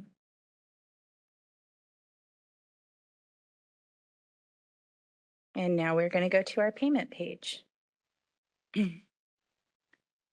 So again, right at the top here, we do get a summary of the fees that we're paying. We're going to go ahead and select that we agree to pay these fees. And it gives us our total amount due. So it's going to collect $320 from us today. And we're going to be renewing our ARD, our RC, and our VS. So I'm going to put some billing information in.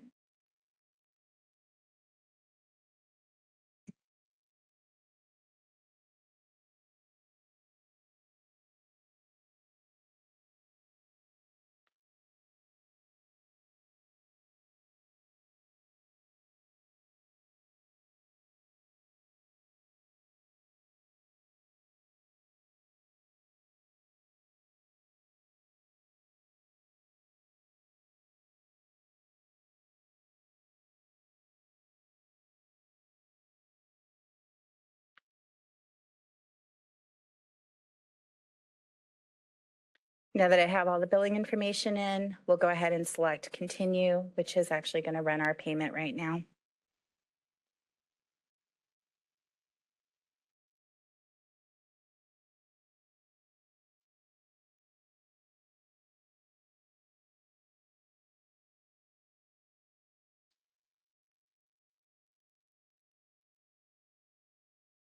This part's always a little slow. Okay, we do see it's navigated to our next page, which is giving us a notice that we've successfully submitted our online renewal payment. We do have the little disclosure about allowing 5 days for the renewal to be reviewed and processed. And we give you guys our contact information if you guys need to reach out to us after the fact when you've made the renewal here. And we do see via email that we've received a copy of our receipt for making our online payment. This is our order confirmation. We have an invoice number. That invoice number is consistent with our back office invoice number for you as well. So if you do need to call, you can reference this invoice number to help us locate your renewal payment. And it's in the description, it's the license number that you renewed as well as the license types that you've renewed. Again, you know, it takes a couple days for that license to actually advance to the next expiration date and truly renew. You can use the license search function online to validate that the license has renewed. And at that point, you can print a copy of your updated license. So that's what a non-delinquent business looks like. I also want to show you guys what happens when you attempt to renew a delinquent license. Okay, show you how those fees kind of calculate out for you.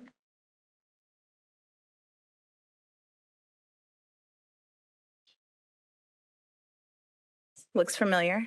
We just launched it from our website. All of this information is still the same, so I'm going to save some of the descriptions this time around. We're going to certify that we've read the above information, and we're going to collect the information for the person completing the business renewal on behalf of the business. We're also going to collect the business's email address again. And for this example, I'm only going to attempt to renew a delinquent ARD. So I'm going to select yes for ARD and no for my stations.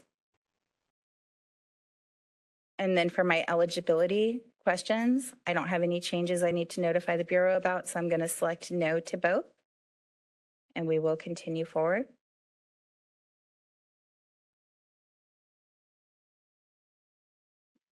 This license number is going to be 106543.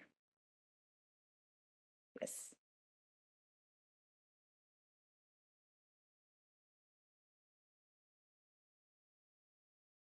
So SimplyGov has now communicated with our back office systems for licensing and has determined that this ARD number belongs to this business with this address. And now it's telling us this notice has changed. So it's telling us that it is eligible for renewal, but it's expired. And we do see that it's calculated the fees appropriately for us because we have the $200 that's due with the additional amount of the $50 delinquency fee. So $250 is due in total. So we will select yes to move forward with payment, and we'll proceed forward with our payment just like with the other example. Once we get through payment, we will get the confirmation email with our receipt for payment. So we've kind of put a lot of design implementations in place. So now we can account for the delinquency renewals appropriately and take the guesswork out of the licensee's hands as far as them guessing what they owe. We're telling them what they owe now at this point. And we've also put some safety measures in place for those that are attempting to renew a license that is technically not eligible for renewal. Maybe it's a canceled license, or maybe they did a structure change and they're attempting to pay the license that they'd canceled. So now if they put the incorrect license number, we have different responses that'll return to them based off of what they're providing and the eligibility determination by SimplyGov against our licensing database. So with that being said, that concludes my demonstration. For now. For now. No, we might have you show us a couple of other things like that, the printing of the license and so forth. But just a couple things. So I've forgotten, we are collecting both the person who's filling out the application's email as well as a business email. That is correct. I know there's a lot of interest in that, and that was something that was added to statute a couple of years ago, and I think in our regulations as well. But the renewal workflow, let's be clear, will not update the business email address that we have on file. It's just our attempt to collect that data. Okay. If you do need to update an email address or add an email address that's currently associated to the ARD, you do need to complete a change form. Business change form. That is correct. And we might need to point that out. Okay, yeah, if it isn't already. What do we use that business email address that's on file with us to alert? Because the licensee that their license is due for registration, like a DMV registration, you know, your registration's due in 90 days or whatever they send them out, and smog checks do sometimes too, but they tell you all of that. Do we do that? Is that what Great question. Do we use We're that? not quite there yet. Okay. So the renewal notifications are still being sent to the consumers online, or I'm sorry, through the mail. You know, this is our minimally viable product. So perhaps that's an enhancement we can consider in the future. Okay. I know on the initial application process, there's a certification, this information is true and to the best of my knowledge, or something with some kind of statement. And we're looking at modifying that statement to add more detail to it. Is there a similar process on the renewal? Not on the renewal workflow, but there is on our change forms. Which is why we're not going to ingest the email off of here because we're not getting a certification off of a renewal workflow. So when you go to complete any of your change forms, we do obtain a certification at that point. And obviously with our applications, we do as well. Is that because the initial application has controlling individuals, people, the ownership structure that they're actually being asked to supply information and that they sign something, They're right? certifying with the application or the changes that the information they're providing. But on renewal, it's just good. It's anyone who fills out that application. It could be the office manager. Correct. And no one with skin in the game that's tied to the ownership or a controlling aspect of that business. Okay. Thank Good you. questions. Yes, advisory group members, we'll start with Jack. Hi, Ed. Jack Moladano. Thank you, Rebecca. And I want to thank Rebecca and Cole for, they're great in terms of assisting when anytime you have any questions or anything like that. So you guys do a great job. So I want to thank you for that as well. I want to follow up on the email address as well, the business email address that you do collect now. How long has that been going on for? You've been collecting that? The entire time that I've been at the Bureau, it's been on the applications, and I've been here well over 4 years now. Okay. So we are making an attempt, with all communication applications to collect the business email addresses. Even on the renewal, because I didn't realize we did that on renewal until just now. So even in the old paper renewal, how did you renew previously? You just sent $200 and did you have We modernized, so we're collecting it now. We didn't collect it then. Right, I just didn't want someone to think we'd been doing it for 4 years. And No, okay. for the renewals, no, you are correct. We were not collecting that Until through ACI. I believe you had to, and I'm not an ACI expert, but I do believe that you had to put email in, obviously, to obtain the receipt. But I'm not sure, how that pulled over to us. Yeah, I'm just wondering in terms of the time frame, how long you've been collecting the business email address in renewals. And I understand when you're doing paper, you weren't, but with this modernization, how long has this been going on? We went live with this workflow late last week.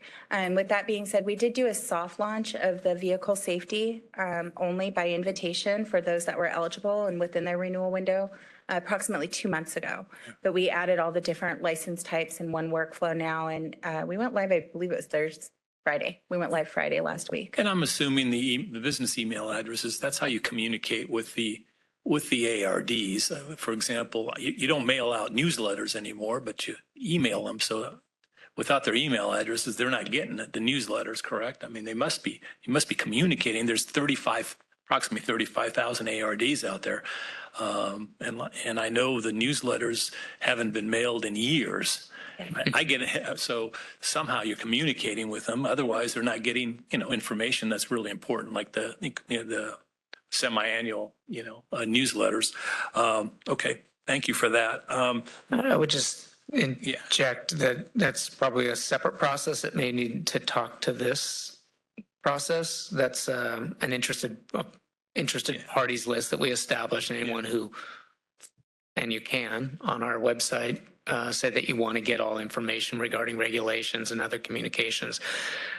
Tying that to this is another step. That's not an automatic right now. Okay. Because I mean, I've raised this issue about collecting the business email address. And frankly, I mean, if there was some issues about privacy and so forth, and frankly, if you disclose to the applicant that this is going to be public information, I don't see any problem with collecting it and providing it if it's, if you disclose to the applicant. But I think that was the intent of your efforts to get this addressed in statute a few years ago. Yeah. No, I was involved in making sure that this was in the new application process, that you collect the information. And it has a lot of benefits, like I said, communication as well, and being able to, contact these folks through email. In any event, The other issue I had was with regard, or a question, is regarding printing the your license online. I mean, that's a great feature. So when you renew, when you pay your fee, how long does it take to be able to have that available? I can answer. Oh, No, okay. yes, please. No. Hooray. How long? Where's Les? Schweizer. Les has thrown a few at me for some LLC arrangements. Obviously, dealerships, New Car Dealers Association, Les is represented. And I've been working with licensing on some of those. As soon as we get information that it's been approved, it goes through in the batch that night. It gets processed. It's usually available the next morning. Okay, that quick. Yeah. Okay. So I would say usually. I would, maybe a weekend or a holiday or something. I don't know if that throws it off, but usually it's available the next morning. And that has been true. Minor correction on that. When you I'm make going to counter that correction. No, So okay. Jack, if you were to go to our website today and you were to make the payment today, that payment's going to land in our system tomorrow. So we're going to see visibility of that tomorrow. At that point, it is going to need another night to advance the license. So technically, usually about the 3-day mark after you make the payment, it's eligible to view online. We do commit, we try our darned hardest to have everything done within 5 days. So a lot of our language on the workflow and on the website, we strive for 5 days or less on our renewal processing. Okay. I'm going to call that a clarification. That's not a correction. Okay. Certain, not the next day, but yes, clarification. Well, it has been when the times I've worked on them, but I get it. It's based on the payment. The notices to renew, you said they're still being sent out by mail? Yes. And that goes, those notices are sent to the, like, 35,000 ARDs out there? That is correct. Okay. You mentioned the delinquent license. What if someone has a citation or is on probation? Is that somehow, could that create a problem in the renewal? If they're revoked, yes, it could create, an issue there. For the most part, it's based off of certain statuses within our backend database. For the most part, if they're working with enforcement, it's not going to have a negative impact. We'll still be able to adjust their payment. The only time that it could potentially have a delay, and again, we'll still take the payment, is for any like active cost odes, things like that they're working with. But it's not going to completely, it's not a given that it's going to prevent them from being able to do the renewal. Okay. All right. Thank you. It just means that the processing timeframe on that, on our back end with our reviews, could potentially be closer to that 5-day plus mark. Okay. Thanks. Thank you. Michael Villarreal, you wanted to come forward. Michael's with our licensing program. He's one of the managers there.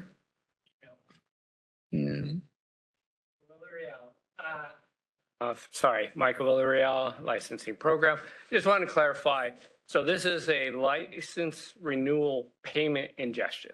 Okay, so it accepts a payment, but there's different conditions of the license status that could delay the renewal from automatically processing. So business licenses do not have any continuing education or certification associated with them.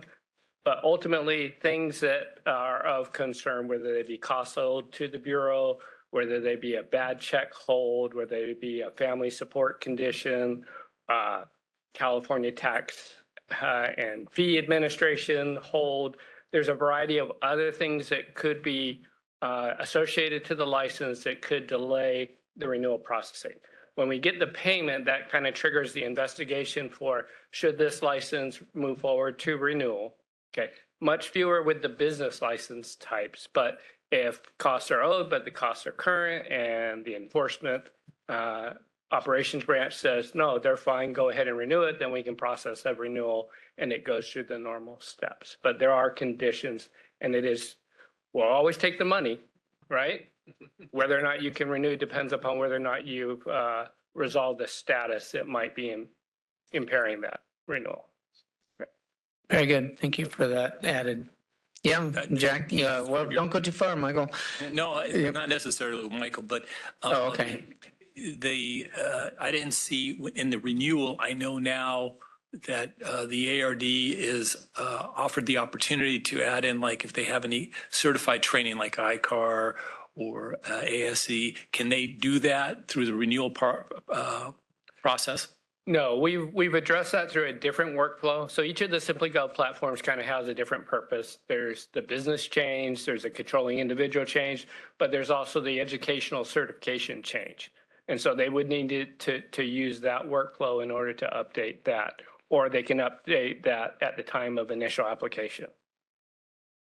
Yeah, I mean, the renewal is the time where you trigger these things, right? I mean, because otherwise they won't know what, it's available to them. I mean, because most shops probably have, if they have an interaction, it will be the renewal, right? And that's the information where you say, hey, you can also do this. I mean, I don't know if that's possible to do here, as like notify them that you can go to a different area, but at least this is the time to do it, right? Because otherwise, how would they know?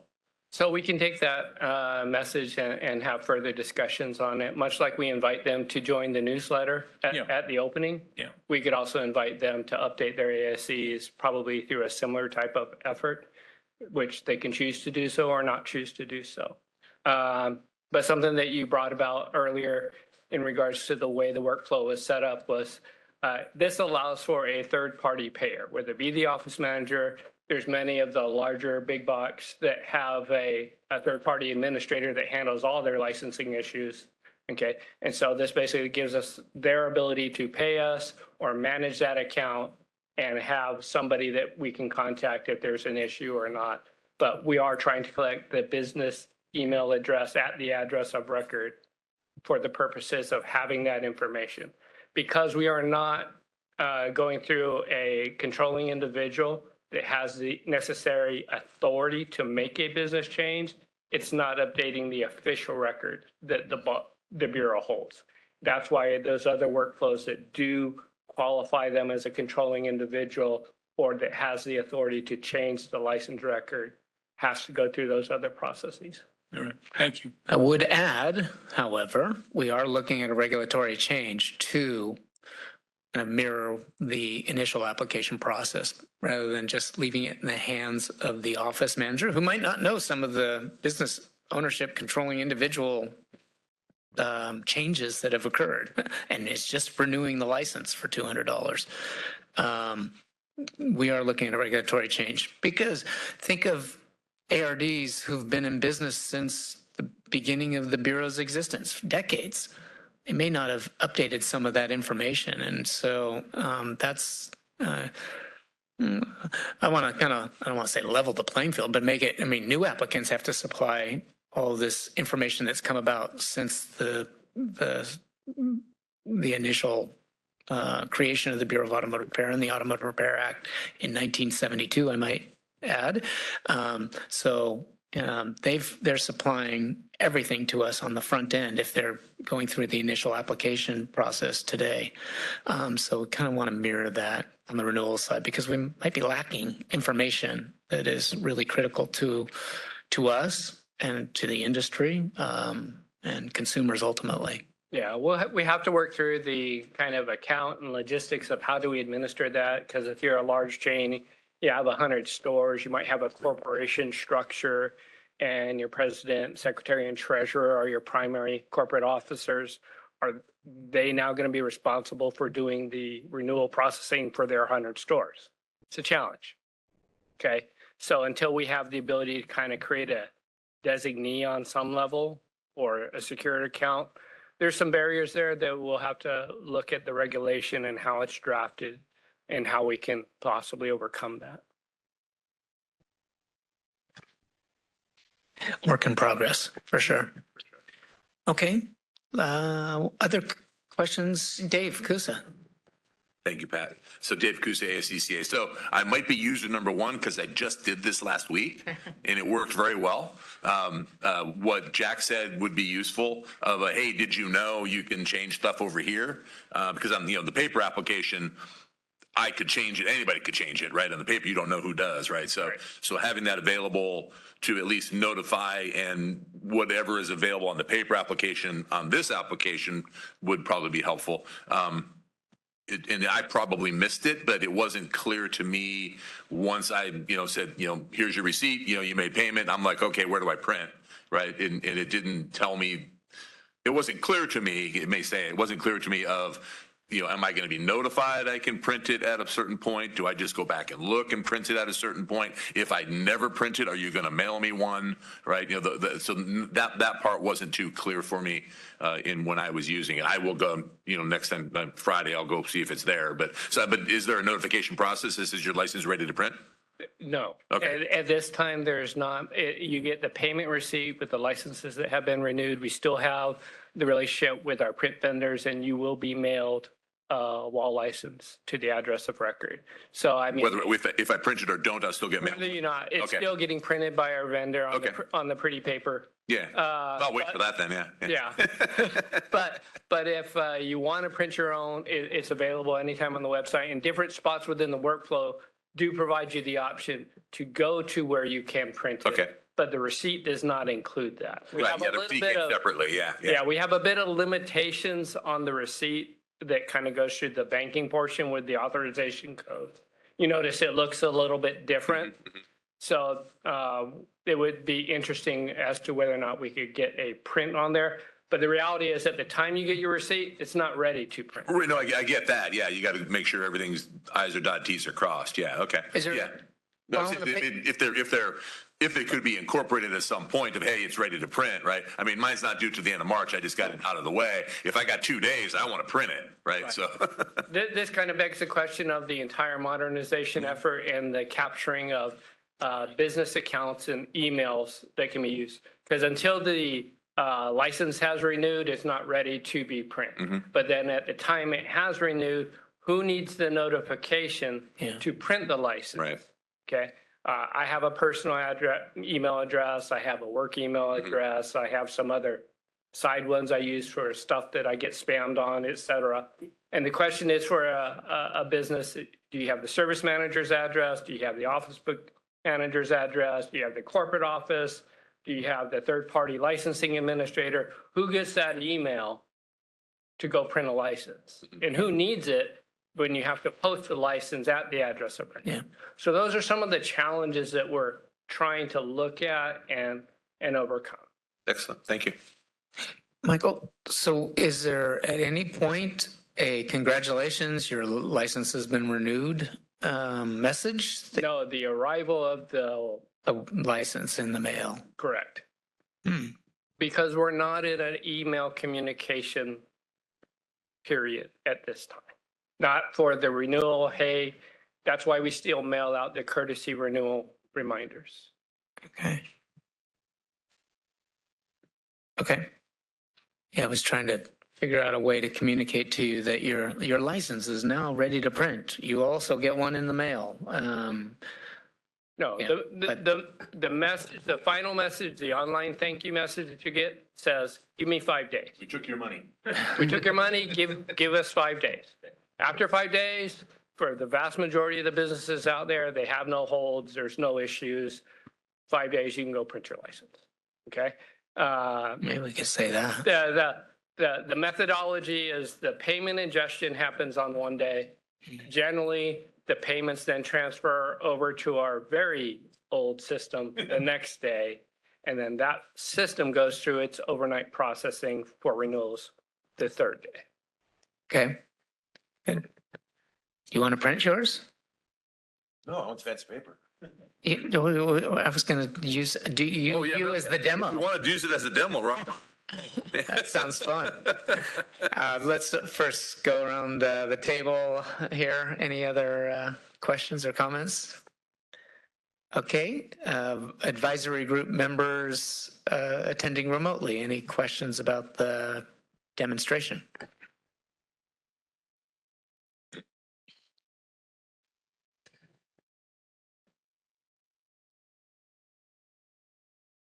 Moderator?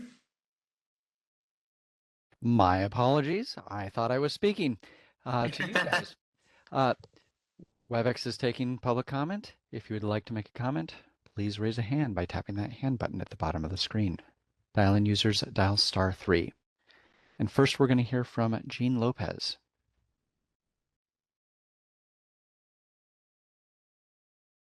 So no advisory group members had comments on this?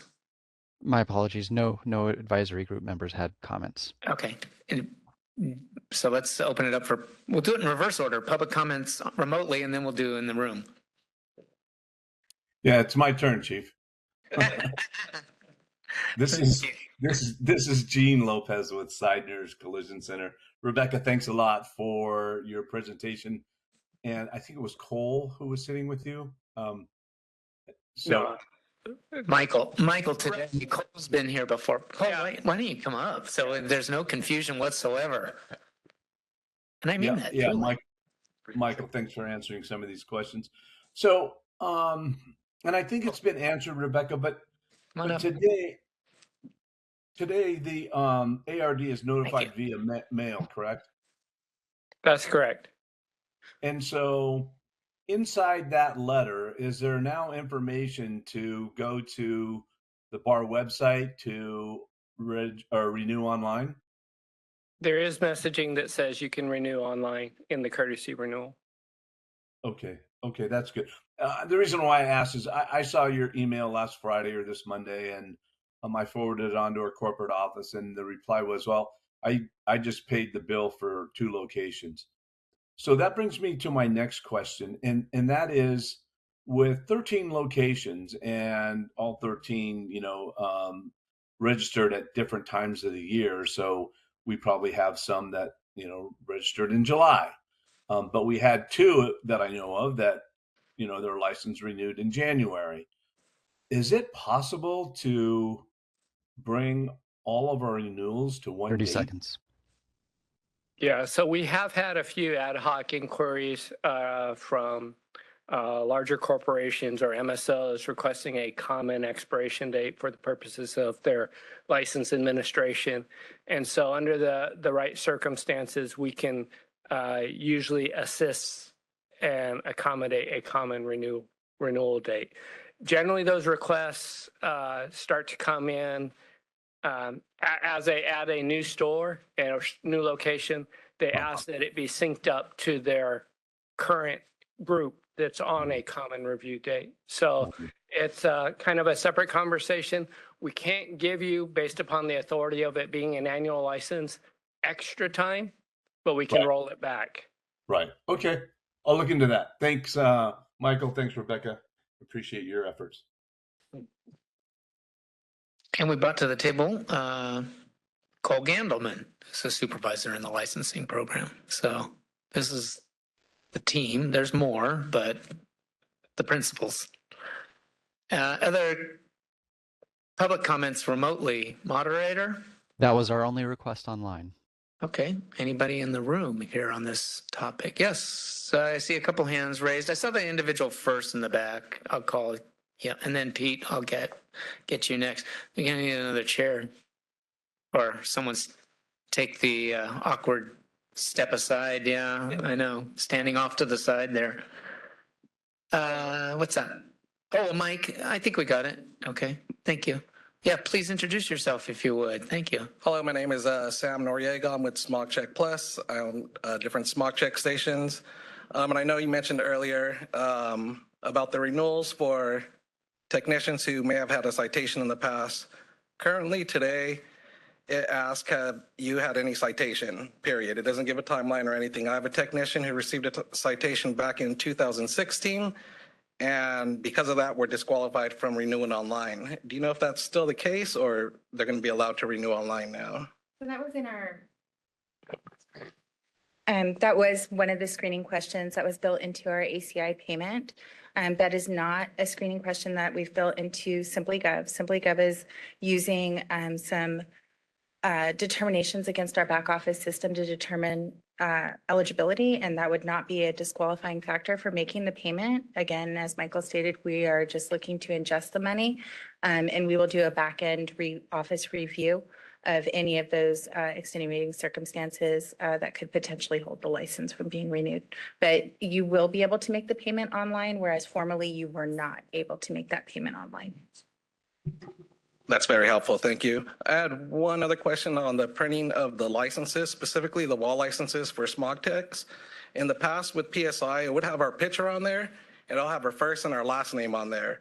Now it's basically just, a barcode with our first, our middle name, our last name, and our home address. Do you know if the home address has to be on there or our middle name has to be on there? Because it's there for the public view.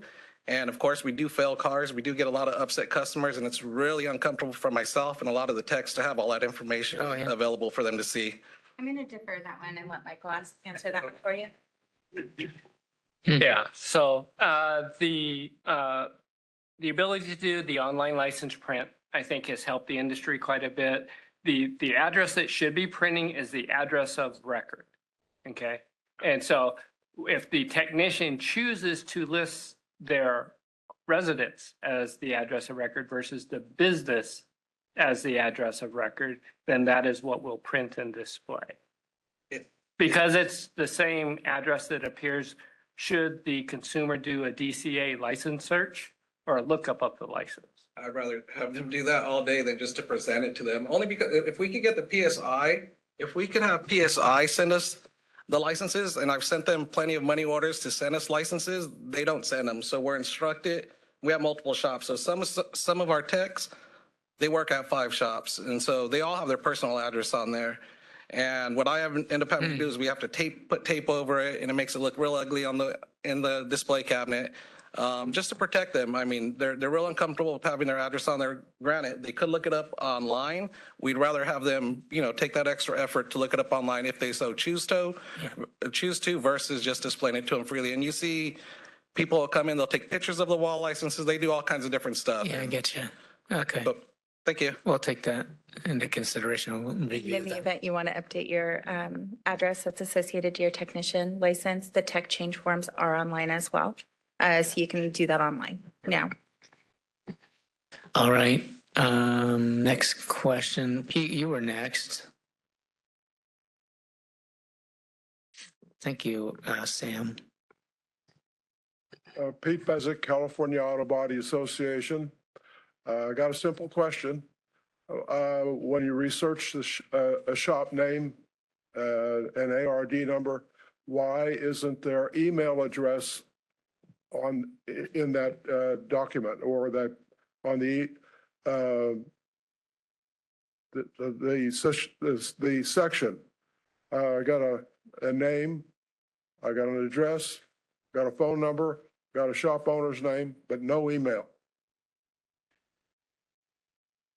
I think you're talking about the auto shop locator. Yes. Okay. Okay. Yeah. Okay.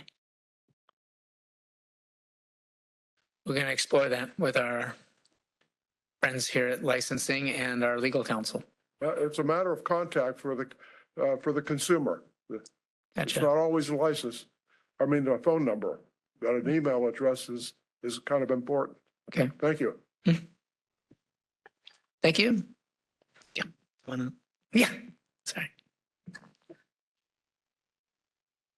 Hi, how are you? Good, how are you? Good. I'm Jeff Locke with Canisius Collision. I get on your guys' website quite a bit. I don't know if you know this, but if you go to print a license, anybody can actually put the ARD number, the address, and then anybody can print anybody's ARD. So I don't know if you're aware of that. I am aware of the search requirements. I guess my question to you is. Hey, move the mic to back and forth. Sorry. Or have a. Yes, that is part of. Any consumer can print anybody's ARD license. So I'm going to defer that one to Michael again, because he's like looking at me like, yes. I mean, it is part of when you go to put your criteria in to print the license, we are asking for your license number and your address. So in theory, if anybody does have that information, they can print your license. I'm unaware of any reasons why they wouldn't be able to.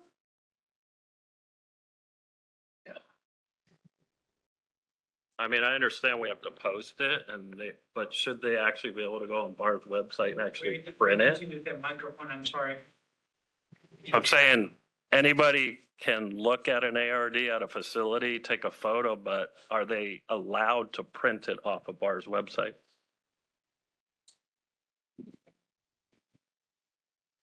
All right. So the ability to print online licenses is new, and it was to solve the problem of inconsistent delivery from our vendor PSI of the mailed license. But can the shop have a safeguard put in place for that? That is something that we're aware of, and that information we can discuss with our legal counsel and others on whether or not, because right now they can walk into the shop and they can take a picture of it, right? But the ability to print or what's the use for having that, don't know. It's something that we're aware of. We could certainly take it for follow-up and decide if some alternatives need to be explored. Okay. Yeah, thanks for pointing that out. I mean, obviously I just wanted you. we knew it was possible. I just didn't see why anyone would do it. But if you're saying there is a concern about it, that someone might do it for some nefarious reason, obviously we'd be concerned about preventing someone from misusing what is designed to be an otherwise helpful tool for the licensee. And is there a limit on how many times you can print it? No, there's not. Because the reality is that we have inspectors that are printing their own. It's on paper. It's cheap paper. It might go in their wallet, or it might be getting touched a lot. They can either reprint it or save it as a PDF copy and then print it as necessary. Okay. And how long has this been going on? Do you know, with the printing access? The online license print. Where's Clay? Been a year and a half, 2. Okay. I just didn't know if anybody was aware of that. Aware of that anyone could print it, but not aware of anyone wanting to, other than someone tied to that business. But if you have some examples of that, I'd be interested to know why someone might want to do that. Other than, as someone said, they can take a picture of it. I guess they could file a Public Records Act request for us and say, I want to see the actual license of these individuals, these businesses, these individual technicians. Go ahead, Cole. I also wanted to point out that currently with the DCA license search that's available, anyone could type in a business name, or if they had the license number, and they can see it and view all the additional information. The address, your license is only good for one address, right? If you're mobile, might be a slightly different scenario. But just physically having someone else's license isn't going to give you the ability to make an ARD that's not tied to that suddenly licensed. Yeah, I guess it's more about with AI now and everything. Yeah. Can somebody manipulate your registration and use it elsewhere? We've seen people try to manipulate records and stuff on the document side, but it still won't match up with anything in our system. So we still have the official system of record that we can use to validate any license that we see out in the field. Okay, thank you. We'll look at potentially addressing that with our legal counsel assistance. Thank you, Jeff, for bringing that issue up. Other comments, questions? Do you want to do the license print feature? Yeah, I can. Just real show you. quickly. I mean, we've got about That 40 being said, minutes. I'm not hooked up to a network printer, so we're not actually going to be able to print. I know we're not going to print, but I can show you how you would print your license. So again, for this group, your best landing spot is going to be oh, I need to share my screen. I just gave you right stuff. Thank you.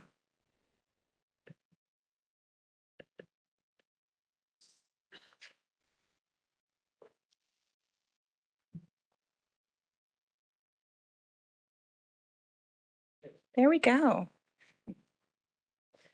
I'm going to navigate back to our homepage, BAR's homepage. For this group, you guys are going to primarily want to use our business landing ad. So you're going to click under licensees and business licenses. I'm going to pause here again. So we have the link to all of our applications here. The renewal link, which we just demonstrated for you guys, updates the educational certificates you want to associate with your business license will be under our update tab, as well as any controlling individuals or business changes. But to print your license, you are going to click print, and it's going to take you to our license printing page. We're going to try and print a business license. Dave, what's your license number? I'm just kidding. I'm just kidding. I can show you guys a fictitious one. I was just kidding. I actually don't have, because I wasn't prepared for that, don't have the address of this license. But you would put your license number here as well as the address, and you would hit submit. And at that point, it would take you to your valid license with a link to print that. Comes on a nice little letter for you. It's not as pretty as the paper that Michael mentions, but for somebody who wants to get their license in their hands pretty quickly, maybe due to a new application, they don't want to wait for the print portal or the print file from PSI to come to them, because it could take a couple weeks for that to happen, 7 to 10 days minimally. They do have the availability to print it online instantly. And that's the address of record, right? That is the address of record. So if the license wasn't ready to be printed, would it tell you that? It would. It would tell them that a license couldn't be found at that point, and you guys could reach out to us and we can investigate that for you. Bar licensing at dca.ca.gov is the quickest response time. We see those emails a lot quicker. We have people that man that inbox all operating hours. Sometimes if you are calling during a heavy call time, you may be deferred to voicemail. So we definitely highly suggest and recommend sending us an email as opposed to calling. One more thing. Can we go back? Absolutely. Because it's not emphasized enough. I know we've talked about it. The update form, can you click on that and just show us what's Yes. So they there? Update. You have the information and you have access to all of our business change forms here. So if you need to update anything like your business name, address, phone number, email, you're going to want to click this link that's going to take you to our business change form. If you have, if you're running as a corporation and maybe your president changed, you're going to want to scroll down and use the form that talks about the change of controlling individuals. You can also add an RME with this form. And then with those certs that Jack mentioned, it has its own unique change form here to add those to your license. So 3 distinct change forms for business. What's that change of ownership heading? Change of ownership talks about that you need to reapply, and it's going to take you to our application. I gotcha. The other technically a change, but the other changes did not require a new application. Correct. Okay. Those are just an update to the existing license. Thank you for doing that. All right. I can't think of anything else. We'll thank you for the presentation, Rebecca, with your assistance from Cole and Michael. Appreciate all of you doing this presentation today. And any changes, we'll certainly review them here before our advisory group meeting, but a number of really excellent comments and feedback prompted by your presentation today about some potential enhancements or changes. All right. Yeah, thank you so much. It was excellent. All right. Our next 2 agenda items, number 7, as I mentioned, was canceled today, and we'll look at potentially having that one rescheduled at a later date. Agenda items number 8 and 9 are handouts, so we usually combine those together for any questions or comments advisory group members on agenda items 8 and 9, enforcement statistics update, and our licensing statistics update. Seeing no one in the room from the advisory group members, we'll move to see if any questions from advisory group members attending remotely. Nobody's hand is popping up yet, and I don't see anyone unmuting themselves. Okay. Look to open it up for public comment here in the room first on agenda items 8 and 9, the two handouts. Okay, public comment on agendas items 8 and 9, the two handouts for attendees remotely attending the meeting. All right, WebEx participants, now is the time to raise a hand by tapping that hand button at the bottom of the screen. Dial-in users dial *3 to raise your hand, and we will call on people in the order we have requests. We're going to take just a few more seconds to see if we have a request for public comment.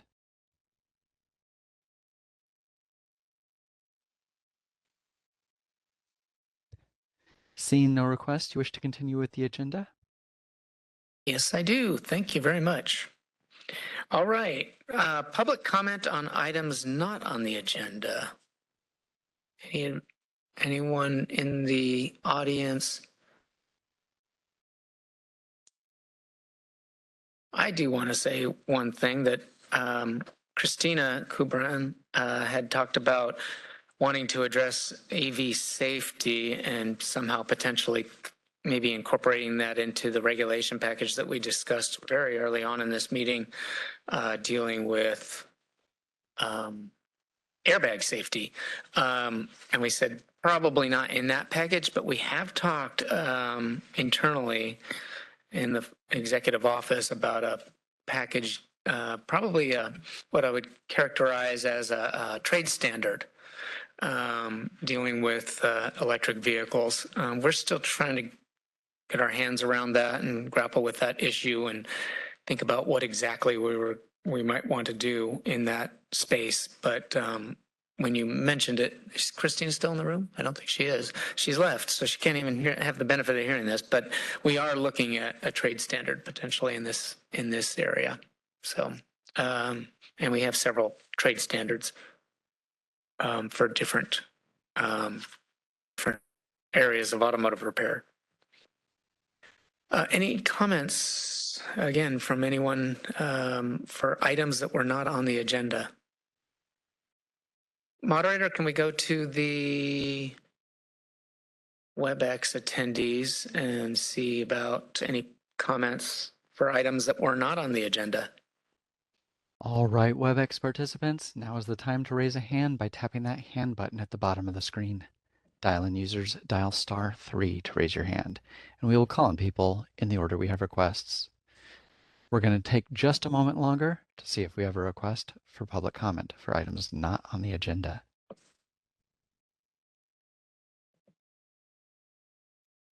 And Jean Lopez, hold on just a moment. We're sending you a request to unmute your microphone.